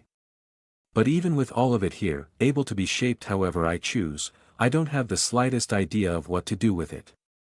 Like a giant mound of clay, sitting untouched in front of an uninspired artist, I feel the fullness of myself yet I fail to know what any of it should be. Thump. That thought is more than a little frustrating. I really don't know what this means, do I? Thump. It's beautiful, I know that much, but what am I supposed to do with it all? I suppose I can use it to cast spells, and hopefully to disrupt the spells of others, but so what? Perhaps things will be clearer when I am more fully myself. This pathetic channel through which I pull mana feels more like a wall. It can be wider. It needs to be. I need to pull myself into the war. Thwack. My attention is smashed back into the physical as I find myself suddenly face first in the solid dirt of the road. My lungs gasp desperately for a breath, inhaling dust and detritus only to cough it all back out again and try again. A sharp pain and wet feeling in my nose indicates that it's damaged, possibly broken. I roll over onto my back, clutching my face and rapidly attempting to sit up and try and figure out what just attacked me. Immediately, an unrelenting wave of lightheadedness forces me back to the dirt. I finally get some air into my lungs, checking for threats with my soul sense only to find the people around me all seem more worried than hostile. Hey, are you all right? One of the people around me asks. A few deep breaths later, I find myself able to answer. What happened? I ask, hands slowly letting go of my spear. I don't know. You were just walking around and then you suddenly fell over. Did you trip? Did I trip? No, I don't think I did. Actually, given the burning feeling in my lungs, I might have taken my focus a little bit too seriously. I think. I forgot to breathe. I'm fine, thank you, I mumble, embarrassed. Waiting a short while to catch my breath, I slowly stand up and resume my walk to the guild, face red. Okay, maybe that's a little too much focus. How long had I been walking without breathing? The rest of all that I don't have any idea how to process that. I'm some kind of big, blue mana mass in addition to everything else. I look down at my tiny hands, clenching and unclenching them. I hate this stupid body. How did I end up in such a pathetic vessel? Whatever. No sense dwelling on what I can't change. I'll just focus on drawing that mana for now, I think. And breathing. Best not to pass out again. At least my walk is almost over. The guild pops into my senses, a cacophony of familiar and powerful souls that always whets my appetite a little. Not that I have any intention of eating my comrades, but it is what it is. The feeling puts me in a better mood. It's refreshing. The ache of Angelian's death still pulses inside me, but I no longer feel so helpless, so angry. I can do this. I have friends and family and a way forward. The receptionist looks up and waves to me when I enter the guild. Vita, there you are, she says. You're needed for a mission. Have you seen Penelope? Ugh, that figures. Well, I guess I can't complain. There's no better way to get stronger than the forest. Yeah, I have, I answer. Want me to go get her? I don't know when she'll drop by on her own. She gives me a once-over. How about you drop by the medical ward real fast? You look like you just lost a fight with a runaway wagon. I blink. Oh, right. Between the cut side of my face and my possibly broken nose, I'm probably a bit of a bloody mess. I just kinda forgot about the pain, but getting it healed is probably a good idea. I nod and make my way towards the healers as instructed. Claretta and the guy who feels like roots in soil are both in the room, along with the broken-souled Fulvia and a myriad of other patients. Soil Soul is asleep, but Claretta sings clearly and crisply, a wordless and beautiful tune that starts sealing up the cut in the side of my face as soon as I enter the room. My nose, however, just starts hurting more. Ow! I yelp, holding my face. Claretta glances at me and stops singing, her slow exhalations betraying a deep and full-bodied exhaustion. Vita, right? If that hurt, you probably have something broken. The spell is complex enough to try to set it, but it's faster to do so manually. May I see your nose? I nod, approaching and bending down a little so the wheelchair-bound Claretta can get a closer look.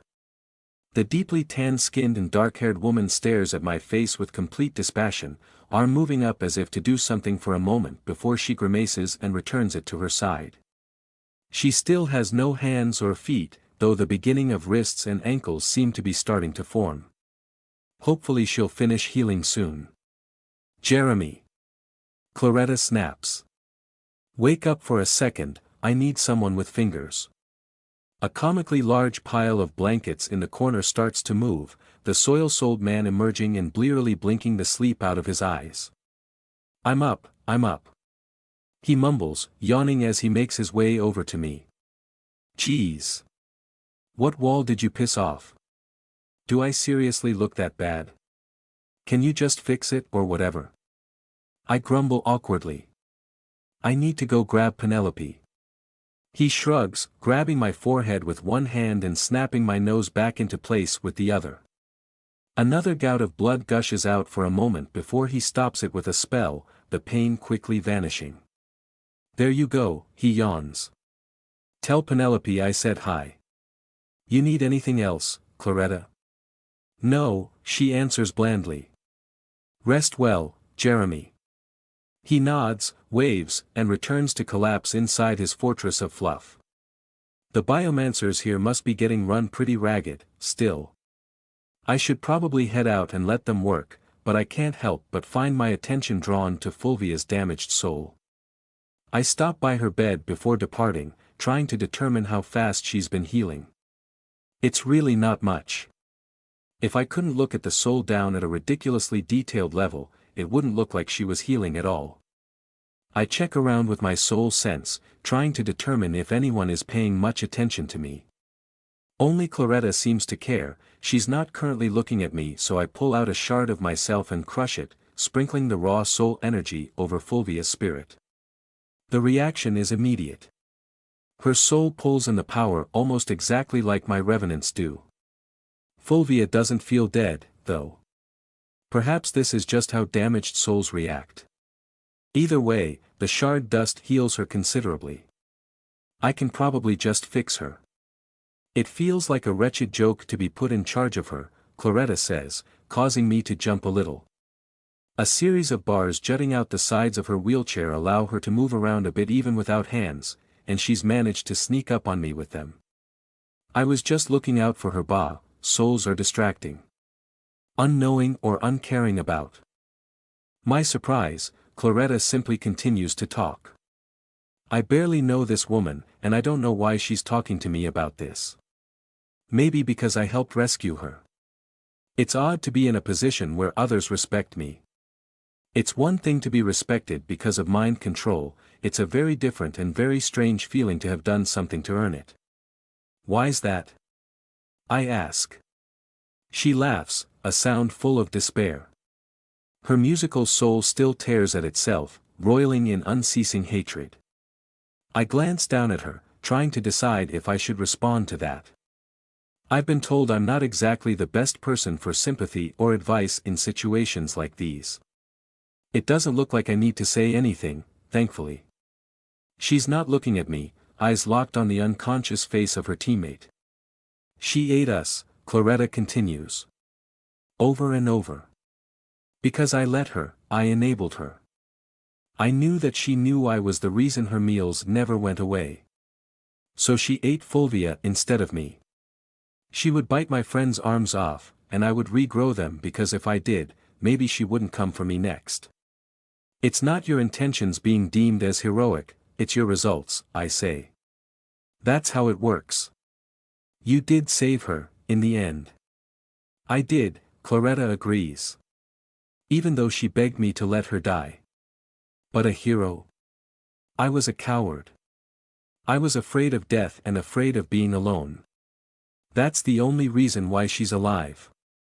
Maybe she'll recover, maybe she can live a normal life after all this. But I don't get to take credit for that. I shouldn't even get to see it. I say nothing, once again unsure how to respond. Some nobles in a mining town got their arms and legs bitten off, Claretta says suddenly. Probably a monster, they say. But nobody can find it, so I hear your team is getting sent out. I shrug. Makes sense to me.